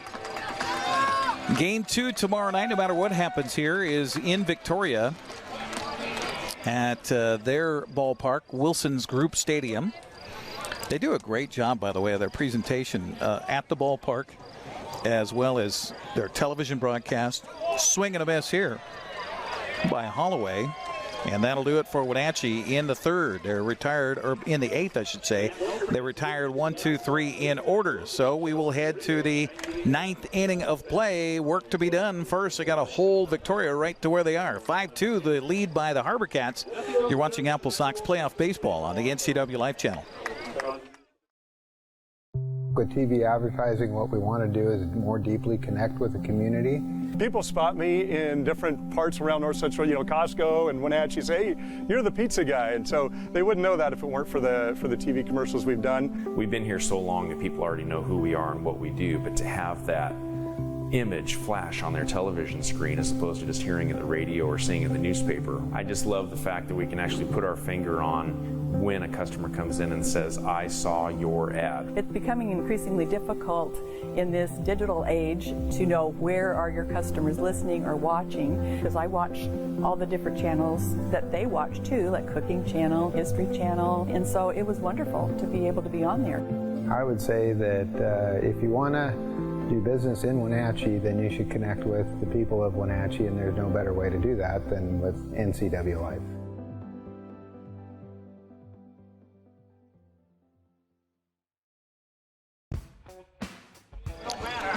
AppleSox will send a new pitcher to the mound here to face the HarbourCats in their part of the 9th inning, and that is Braden Boyd out of Chelan. 6'5", 200-pound freshman at Washington State with a 3-2 record, a 3.57 earned run average. Has pitched 22 2/3, walk to strikeout ratio 17 walks, 22 strikeouts on the summer for the left-hander out of Chelan. Last time we saw him here on the NCWLIFE Channel, it was not a very good endeavor for Mr. Boyd, so we're hoping for better things here tonight in the 9th inning. Most definitely. I think it was his birthday, too, wasn't it? Yeah, it was. Yeah. It was. You had to throw that in there, too.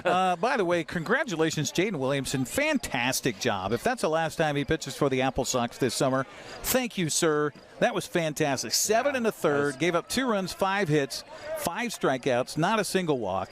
He did hit a batter, but I'll tell you, that's questionable.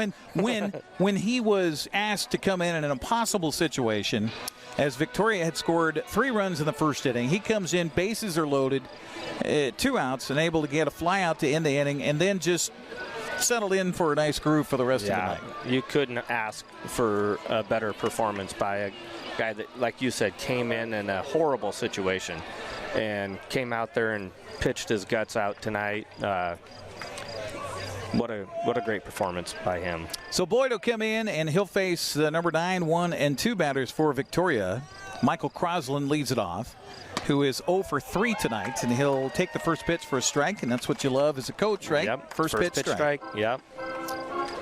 Crosland flew out to right in the first and grounded a couple of times to the infield, to the pitcher in the fourth and to the third baseman back in the sixth. The 0-1 pitch, curveball, misses just inside for ball one. 1-1 the count. And going back to Williamson, he maybe had 1 or 2 balls that were hit hard off of him. Yeah, and he broke just as many bats. He did, yeah. 1-1 pitch from Boyd on the way is a little high for ball 2. Marco Peruccello, also Hudson Shoup due up here in the 9th inning for Victoria. HarbourCats with 5 runs and 6 hits. Pitch here is missing for ball 3. 3-1 the count. 6 hits. Yeah. Samuel Round is on the hook for this one tonight. Gave up those 3 runs, 2 of which earned in the first. In his 2 outs he was able to get in that first inning. HarbourCats have led throughout tonight. This pitch is ball 4. So he got the first one across for a strike, but then couldn't get another one across for a strike. Yeah. And back to the top of the order for Marco Peruccello. Peruccello is 1 for 2 tonight. A couple of walks. He scored a run, and now looks like Mitch Darlington going to come out to the mound and have a conversation about what we want to do defensively here for the AppleSox with a runner aboard at first base. Yeah. And if you're Victoria, you'd love to get an insurance run there. Well, I said earlier in a previous broadcast that a 3-run lead is great, but a 4-run lead you cannot lose with 1 swing of a bat. Right. Right. So give up a grand slam, you're still tied. You still have more time to to perform, and that's why right here, if I'm Victoria, I'm bunting, and coach is talking to him about, hey, this is what the situation is. We got to make sure that we're ready for sacrifice bunt here, but also be aware of the runner. And what's important too is that, like we talked about, Mason Persons playing at third base. He's not been there all summer long. Right. So he also needs to be schooled a little bit here on, okay, here's the play. Yeah. And so Persons up on the in front of the third base bag on the edge of the grass here with Peruccello stepping in. And Braden Boyd's first pitch is a bunt attempt. It got away from Carson Olin. The runner from first thought about going. Nice job by Sebastian David out there, backing up at first base just in case Olin decided to throw. Did he say yes he did on that?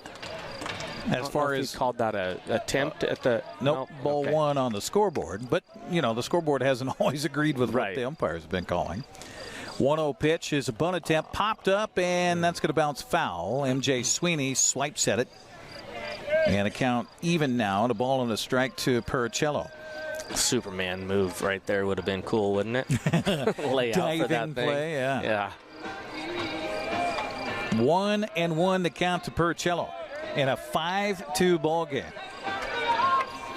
As my broadcast partner has said tonight, it's a game of runs. The AppleSox cannot afford to give up one here. Pitch is a little bit high for a ball. Again, Peruccello squaring the bunt, but pull the bat back as the pitch misses high from Braden Boyd. Got to fill up the strike zone here. Cowlitz ended up winning it, didn't they? Yes, they did. In 10 innings tonight, they get a walk-off against Corvallis 5-4. Pitch on the way, bounces in for a ball. 3-1 to count, and not what you want if you're the AppleSox here. Well, Braden walking the leadoff man, who's at first right now, and now he's fallen behind to Peruccello at 3-1.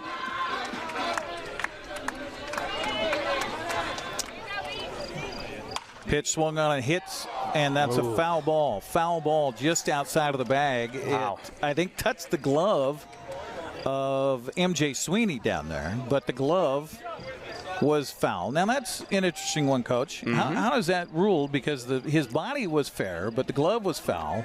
It's is it where the ball position is? of where the ball is when it is touched. Okay. So that was just outside the bag, and the umpire down there, first base umpire Troy Carmont, said, "Yep, foul ball." So the count runs full to Peruccello. And if you're Boyd, do you keep a close eye on first here? Do you toss over there just to make him know that you're... Yeah, exactly. Good idea. Well, this is a good idea because I said it. That's right. Man. 3-2 count to Purcello here. Boyd with a big, deep breath, and he'll step off and throw. A good move. Little move, yeah. Showing his repertoire. You know, using a little French here. There you go. French Canadians that might be watching tonight. Boyd again ready. Here comes the 3-2 pitch. Curveball misses just outside. Ball 4. 2 aboard for the HarbourCats. Hudson Shoup will now step up. Hudson, leading hitter on the ball club for Victoria with a .353 average, is 0 for the night. How about that? Yeah, that's Fly big outs to shut him down. And 3 ground outs. He's from, I was just looking at that, he's from West Richland, so probably went to Richland High School. They've got a great baseball team there. Curveball here is taken for a strike as Shoup was squaring the bunt, which would be a smart play with runners at first and second and nobody out. Now the Todd Haney, the head coach for Victoria, wants to come down and have a conversation with his hitter here about what he might be comfortable with. Shoup is a good batter. I mean, you might have him square the bunt, then pull that bat back and do a little jam shot. We used to call that the sluggo. But I don't know if it's legal because there's some leagues that we've talked about different rules and stuff. I don't know if the sluggo is legal in this, and it would be 100% for safety reasons because you've got kids crashing down hard. Right. Shoup scoring the bunt again, and the pitch to him as he swung away. He did. So that wasn't a sluggo. He just pulled the bat back and swung full swing. Yeah. So the count in Boyd's favor here at 0-2.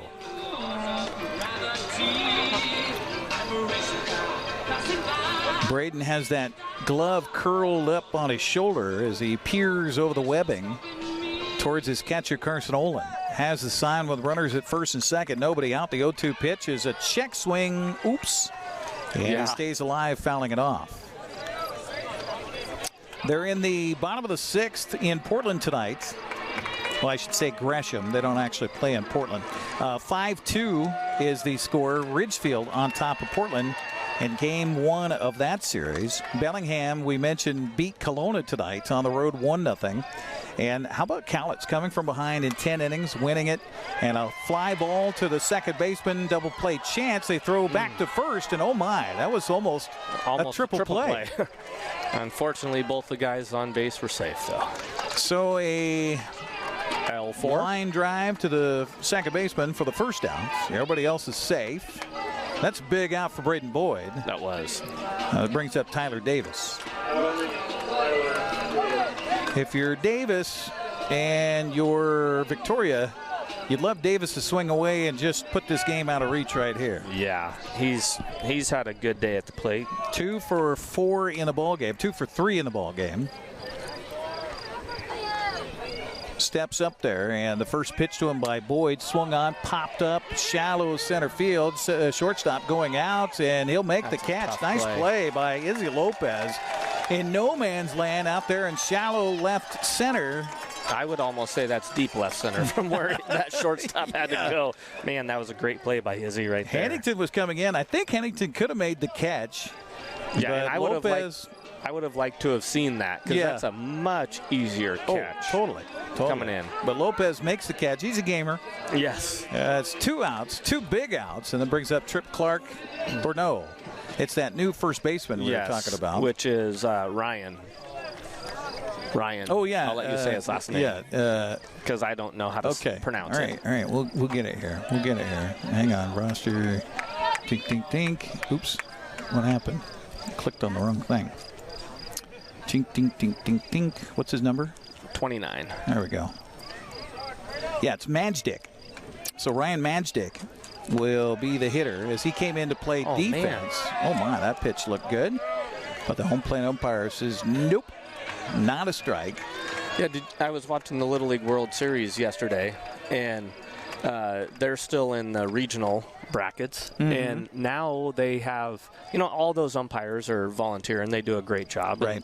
And, it's all about sportsmanship and doing the best as they can. I love watching. I think Little League World Series is my favorite baseball to watch. It is. It's just for the love of the game. Well, and the emotion, too. Yeah. But, you have some of those umpires that make bad calls. Yep. It's not because they're professionals. It's because they're, volunteers. But now they have it where they can tap the hat and they'll go out there and they'll do a replay on it and make sure it's done right. Why don't they do that in Major League Baseball? They're trying it in minor league baseball now. Right. And it works great. Yep. Even on pitches. Yep. You can see an umpire or a hitter go, no, that wasn't a strike. Right. So bring that into the Major League thing. No, you got egos involved, though, in Major League Baseball. That's true. 3-1 to count here. And that bounces in for ball 4. So he's walked the bases loaded. So things getting a little bit sticky here for Braden Boyd. And that'll bring up Jesse Brown, who is a dangerous man coming to the plate. Is 2 for 4 tonight with a couple of RBIs already. And we'll get a conversation out on the mound here with Carson Oland coming out to visit with Braden Boyd, as Jesse Brown will step in. I go back to the pitcher that threw a perfect game but was taken away by a bad call at first base. The umpire eventually, apologized for it, but he was over at first base. It was a ground ball to the first baseman, tossed it to him, stepped on the bag.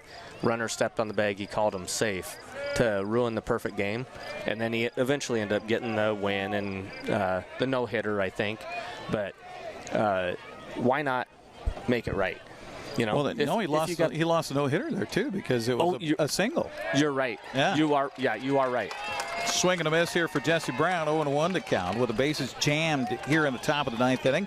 And a 5-2 ball game. Braden Boyd right now, young fella, is your responsibility to get out of this jam and keep the differential at 3 runs and give your club a chance in the bottom of the 9th. Bounces in here. The runner from third breaks, and the throw will not come from Carson Oland because the ball resting by the back of the backstop, and another run's going to score, and that is huge here for Victoria. They now lead it 6-2. And there's that 4th run that we didn't want to give up, right, Eric? Yep. So a wild pitch will score the run. Purcello goes down to third base. Majdick at second, and a 2-0 count to Jesse Brown. A 1-1 count to Jesse Brown. Boyd ready, and the pitch on the way, swung on a miss, and the count goes to a ball and 2 strikes. That was a big swing there by Brown, wasn't it? Portland trying to come back against Ridgefield at home tonight. Now trail at 5-4. That's in the bottom of the 6th. Boy, they play late at Gresham. With those games that don't start till 7:05. The 1-2 pitch is a curveball missing low for ball 2. 2-2 the count here to Jesse Brown. Well, we had talked earlier this year off air about why the Mariners start when they do. So you gave me a perfect explanation of why they start at 7:10. Well, the 7:10 game times, that goes back to their home radio station, Cairo Radio, 7:10 a.m. Pitch here swung on and fouled back. And so you'll see that especially with traditional radio signals in some of these markets where the game time matches the channel number for the radio station. Yeah, so that's kind of neat. Yeah. 2-2 the count to Brown. Seahawks, by the way, have their first preseason game on Thursday night. I think that's going to kick off like at 7:04. Has nothing to do with the channels. You going to be there for that? Yep, I'll be producing that game broadcast on radio. Pitch here is inside and ouch, hit Shoop right in the back of the thigh, or Brown, I should say. Those very large thighs. So what is that? The 5th batter hit by a pitch tonight by the AppleSox pitching staff. And that'll load the bases for Dallas Macias. Macias, a base hit in his last plate appearance in the 8th. Has also been aboard on a walk and an error. Has grounded out once, and that was to second base back in the 3rd.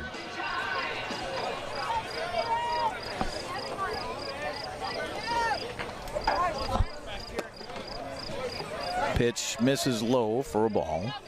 1-0 the count. Boy, this game has taken a long time to play, hasn't it? It is, yeah. Yeah, we're after 10 o'clock. We'll have your latest local news with Grant Olson coming up in the news desk here after the conclusion of the broadcast. I think your watch is off a little bit. Yeah, it's 9:26. Oh, okay. Yeah. Sorry about that. 1-1 to count. Yeah. You said it took a while, and I looked at my watch and yours, and I was like, wait a second. My watch moved to... I think it's dead. No, it's not dead. Is that your second hand? Yeah, second. No. That's the stopwatch. Oh, okay. Okay, hang on. Okay, got to fix that. Okay, did this. Oh. And this pitch nearly takes out the coach for Victoria. Yeah. And the count goes to a ball and 2 strikes. Huh. Well, it doesn't not. Oh, there we go. Now it reset. Sometimes what do you call that? The stylus? What do you call the main pull-out part of the watch? It's a little tight on my wrist, and so I'll bend my wrist, and it'll pull the turner out, and that'll stop. There we go. That was big. The watch, and meanwhile the bleeding stops here in the 9th on a strikeout by Braden Boyd. He finally sets him down, but not before Victoria gets a big insurance run. We'll head to the bottom of the 9th inning. It is hang-on time. AppleSox trail it 6-2. We'll come back with the bottom of the 9th, and we still have lots of time to get to our local news coming up at 10 here on the NCWLIFE Channel.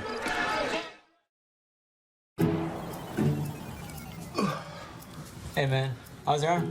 Getting better, actually, thanks. Did they give you anything for pain after surgery? Because I think I may have some left over. Nah, that's all right, man. Actually, me and my doctor talked about not sharing prescriptions, and that ibuprofen's a good option for me. The risk of addiction, it's not worth it. Makes sense. Take the next step. Don't share your prescriptions, and talk to your friends about the dangers of opioids.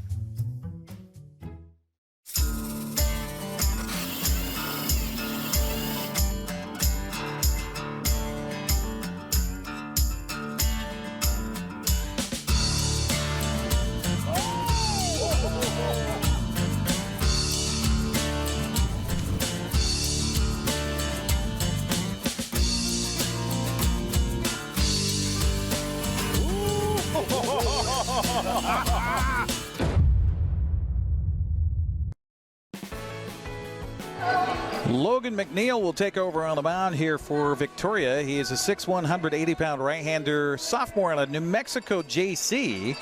He also a Vancouver, BC product, has 1 save on the summer, an ERA of 1.08 in 25 innings. His strikeout to walk ratio 30-8. Yeah, that's he throws good. Strikes, and he might throw a little gas here as well.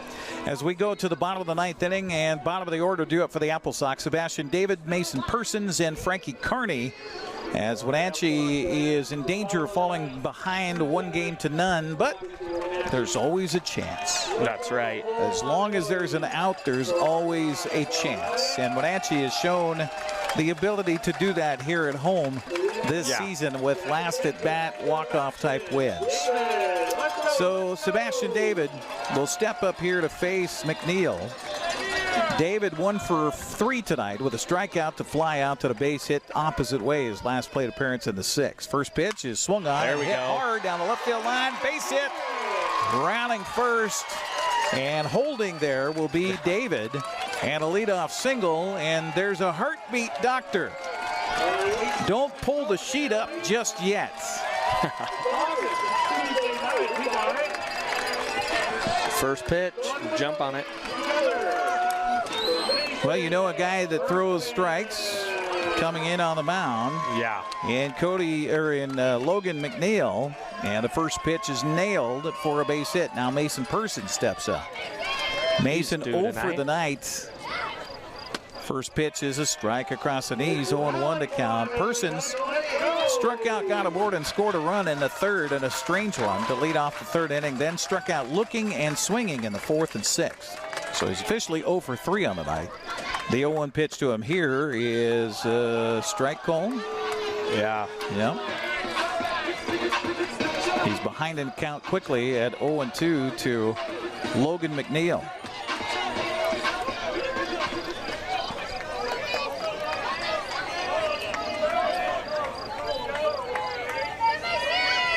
Here comes the 0-2 pitch. Swung on and hit to the right side. Double play chance. They'll flip it to second for one. The relay to first is in time. 4-6-3 double play. 2 down for the AppleSox here in the inning. Good start by Percello out there. Flipped it over to Shoop. Shoop back to Mansdick. And back to the top of the order for Frankie Carney. Well, if you want to keep your hopes alive on one bat, that would be the guy coming to the plate right now. Yeah. Unfortunately, we need four. Yeah. Four bats to come through. But you know what? Got to start somewhere. Yeah, I like our chances with the top 6 people in our lineup right here. First pitch taken for a strike by Carney, who is 2 for 3 tonight officially. He'll watch the next pitch miss low for a ball. 1-1 to count to Frankie. Again, batting .356 on the summer for the AppleSox. Didn't hurt his average at all tonight. Probably upticked a little bit towards the .360 mark. The 1-1 pitch on the way to him here by McNeil. Fastball misses away for ball 2. Well, yeah, each at-bat in this short of a season, I know it's a long season, but statistically it's a short season, right? Yeah, right. Each at-bat means a lot. 2-1 pitch on the way to him here is high and inside for ball 3. And Carney, every time he gets up there, he's one of those guys that looks like he's got a clue. He just has a plan of attack and he sees the ball well. Yeah. 3-1 to him here. And the pitch by McNeil on the way, swung on and fouled back. The count goes to 3-2. So the AppleSox down to their last strike here with 2 outs, bottom of the 9th inning, trailing at 6-2. HarbourCats trying to wrap it up here on the road tonight. McNeil shakes off 2 signs from Tyler Davis. Now has the one he wants, and here it comes. It's a check swing, strike 3 called, and gone looking is Carney. And gone looking are the AppleSox as they look at Victoria celebrate on their home field for the first time this summer. That'll do it here in the ballgame. We'll take a break and come back and wrap it up. We do have good news if you're a Mariner fan. We'll talk about that as well. Again, it is a 6-2 Victoria win. We'll come back and give you the totals after this timeout here on the NCWLIFE Channel. I had a seizure in the middle of the night, and they rushed me to the hospital and decided to induce labor to try to get the baby out. The outpouring of love and support I got from Confluence Health. My coworkers coming to the ICU to be with me. For me, it's the work family. It's just incredible to have support no matter what I'm going through in my personal life, my own health. Looking for the latest gaming news about the newest consoles, hottest games, and what not to buy? Tune in to your weekly tech update with Ray McNeil. New episodes Mondays at 8:30 p.m. on the NCWLIFE Channel. News, weather, and sports. It's all here weekdays at 5, 6, and 10 on your local news source, the NCWLIFE Channel.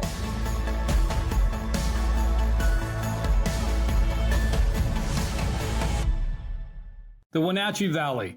Here, most of us really enjoy the great outdoors, and most of us try to make the most of our natural resources. Here at Apple Valley Honda, we know that for generations, we have harnessed nature to sustainably power the West, and we are proud to be part of that tradition as an Environmentally Green Dealership Award winner. Being a green dealership means Apple Valley Honda has reduced our overall environmental impact. We are so proud to live in this wonderful community.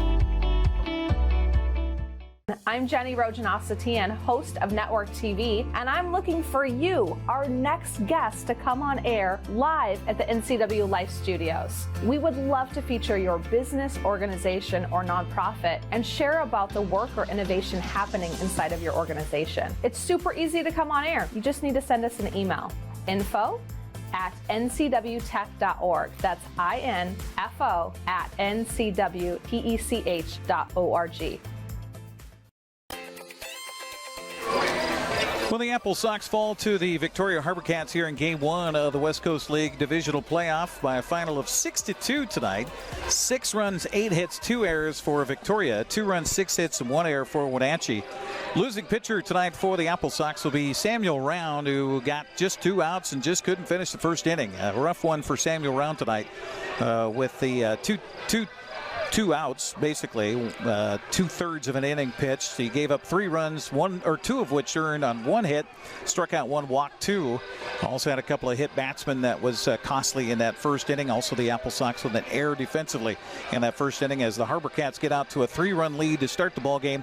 And in all but one of the matchups, and the 7 times these two teams have met, when whoever scores first in 6 of those 7 times has won the game. Really? Such was the case again here tonight.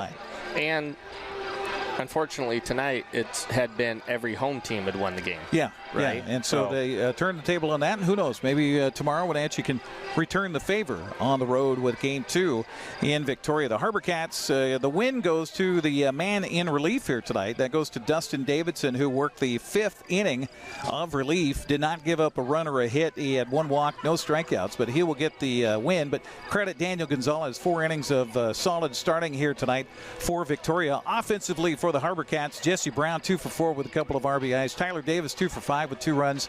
Meanwhile, for the AppleSox, they had 3 players with 2 hits tonight. Frankie Carney 2 for 4, Carson Olin 2 for 4, Sebastian David also 2 for 4. But AppleSox in the ball game tonight with a lot of men left on the bases here. 5, 6, 7, 8 men left on the base paths tonight, and with the as we talked about, the hit batsman, with the walks, with the error, and just not clean baseball tonight. Hard to win when you do those types of things. Yeah, I counted it up here. We had 9 base on balls or hit by pitch, 1 error, and then we struck out 10 times.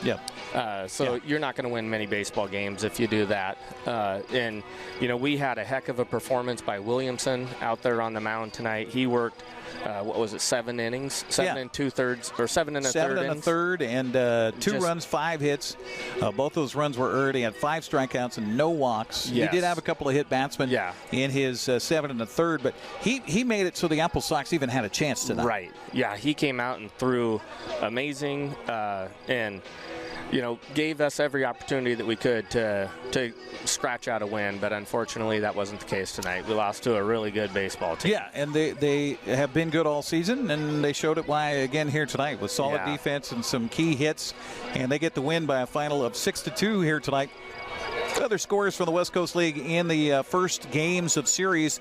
Cowlitz takes a 1-0 lead on Corvallis tonight, coming back to walk it off in the 10th inning, 5-4. Bellingham goes on the road and gets a beautiful pitching performance at a shutout tonight over Kelowna, 1-0. Meanwhile, Portland has come back. That's in the top of the 7th inning. They lead Ridgefield at home tonight, 8-5. So high-scoring affair, and that one is looks like both teams have got to the bullpens. And right now, Portland has the advantage by 3 runs, but still a few innings left to play in Portland. Meanwhile, if you're a Mariner fan, good news for the Mariners tonight. Logan Gilbert with a big win, 3-hit shutout for the Mariners in a 2-0 win over the Padres. How about the Munoz also gets a save tonight, his 6th, as he's now, of course, our closer after Paul Sewald left us. But Mariners playing good ball. 6 wins in a row for Seattle with the win tonight. What is it, 6 series in a row that they've won? Yeah. So they've done really well past the All-Star break, going actually before the All-Star break, and now continuing to do so and try to capture that wild card position. Nobody's going to catch Texas in the American League West. So it's all about the wild card for the Mariners. For the Wenatchee AppleSox, it's all about tomorrow. And no time like tomorrow to come up with the first win in Victoria. They've only lost twice all summer long, so it's going to be a tall task for the AppleSox, but they'll have that game tomorrow night at 6:35 in Victoria. Game 2, if the AppleSox are able to win, that'll push it to a Game 3 on Thursday night, also at 6:35. Joel Norman will have the call on Sunny FM here locally in the Wenatchee Valley, so be sure and tune in for that.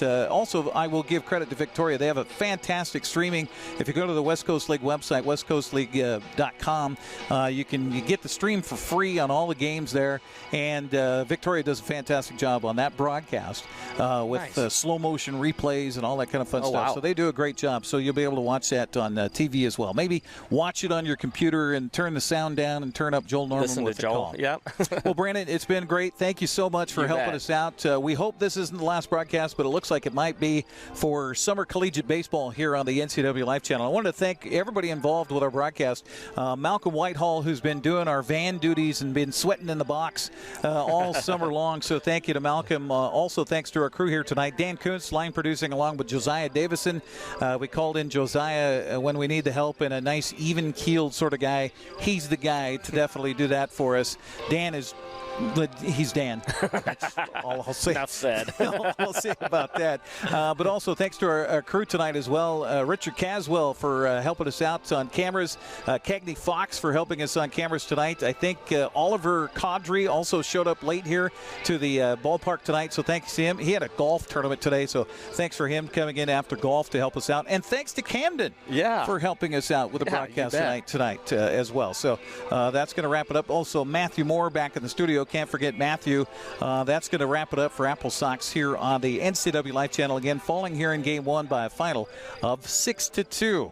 Have a good night, everybody, and thanks for watching Sox Baseball on your local TV station, the NCWLIFE Channel. Pitch to the plate on an 0-2 swing. You've been watching a special presentation of AppleSox Baseball on the NCWLIFE Channel. Today's broadcast has been a service of these fine sponsors: Apple Valley Honda, Confluence Health, JDSA Law, Merry Maids, Mini Blinds and more, Prestige Senior Living at Colonial Vista, Together for Youth, the Wenatchee Valley Dispute Resolution Center, and the Walkabout Grill. Thanks for watching this special presentation of NCWLIFE Channel, your local TV station. We now return you to regular programming already in progress.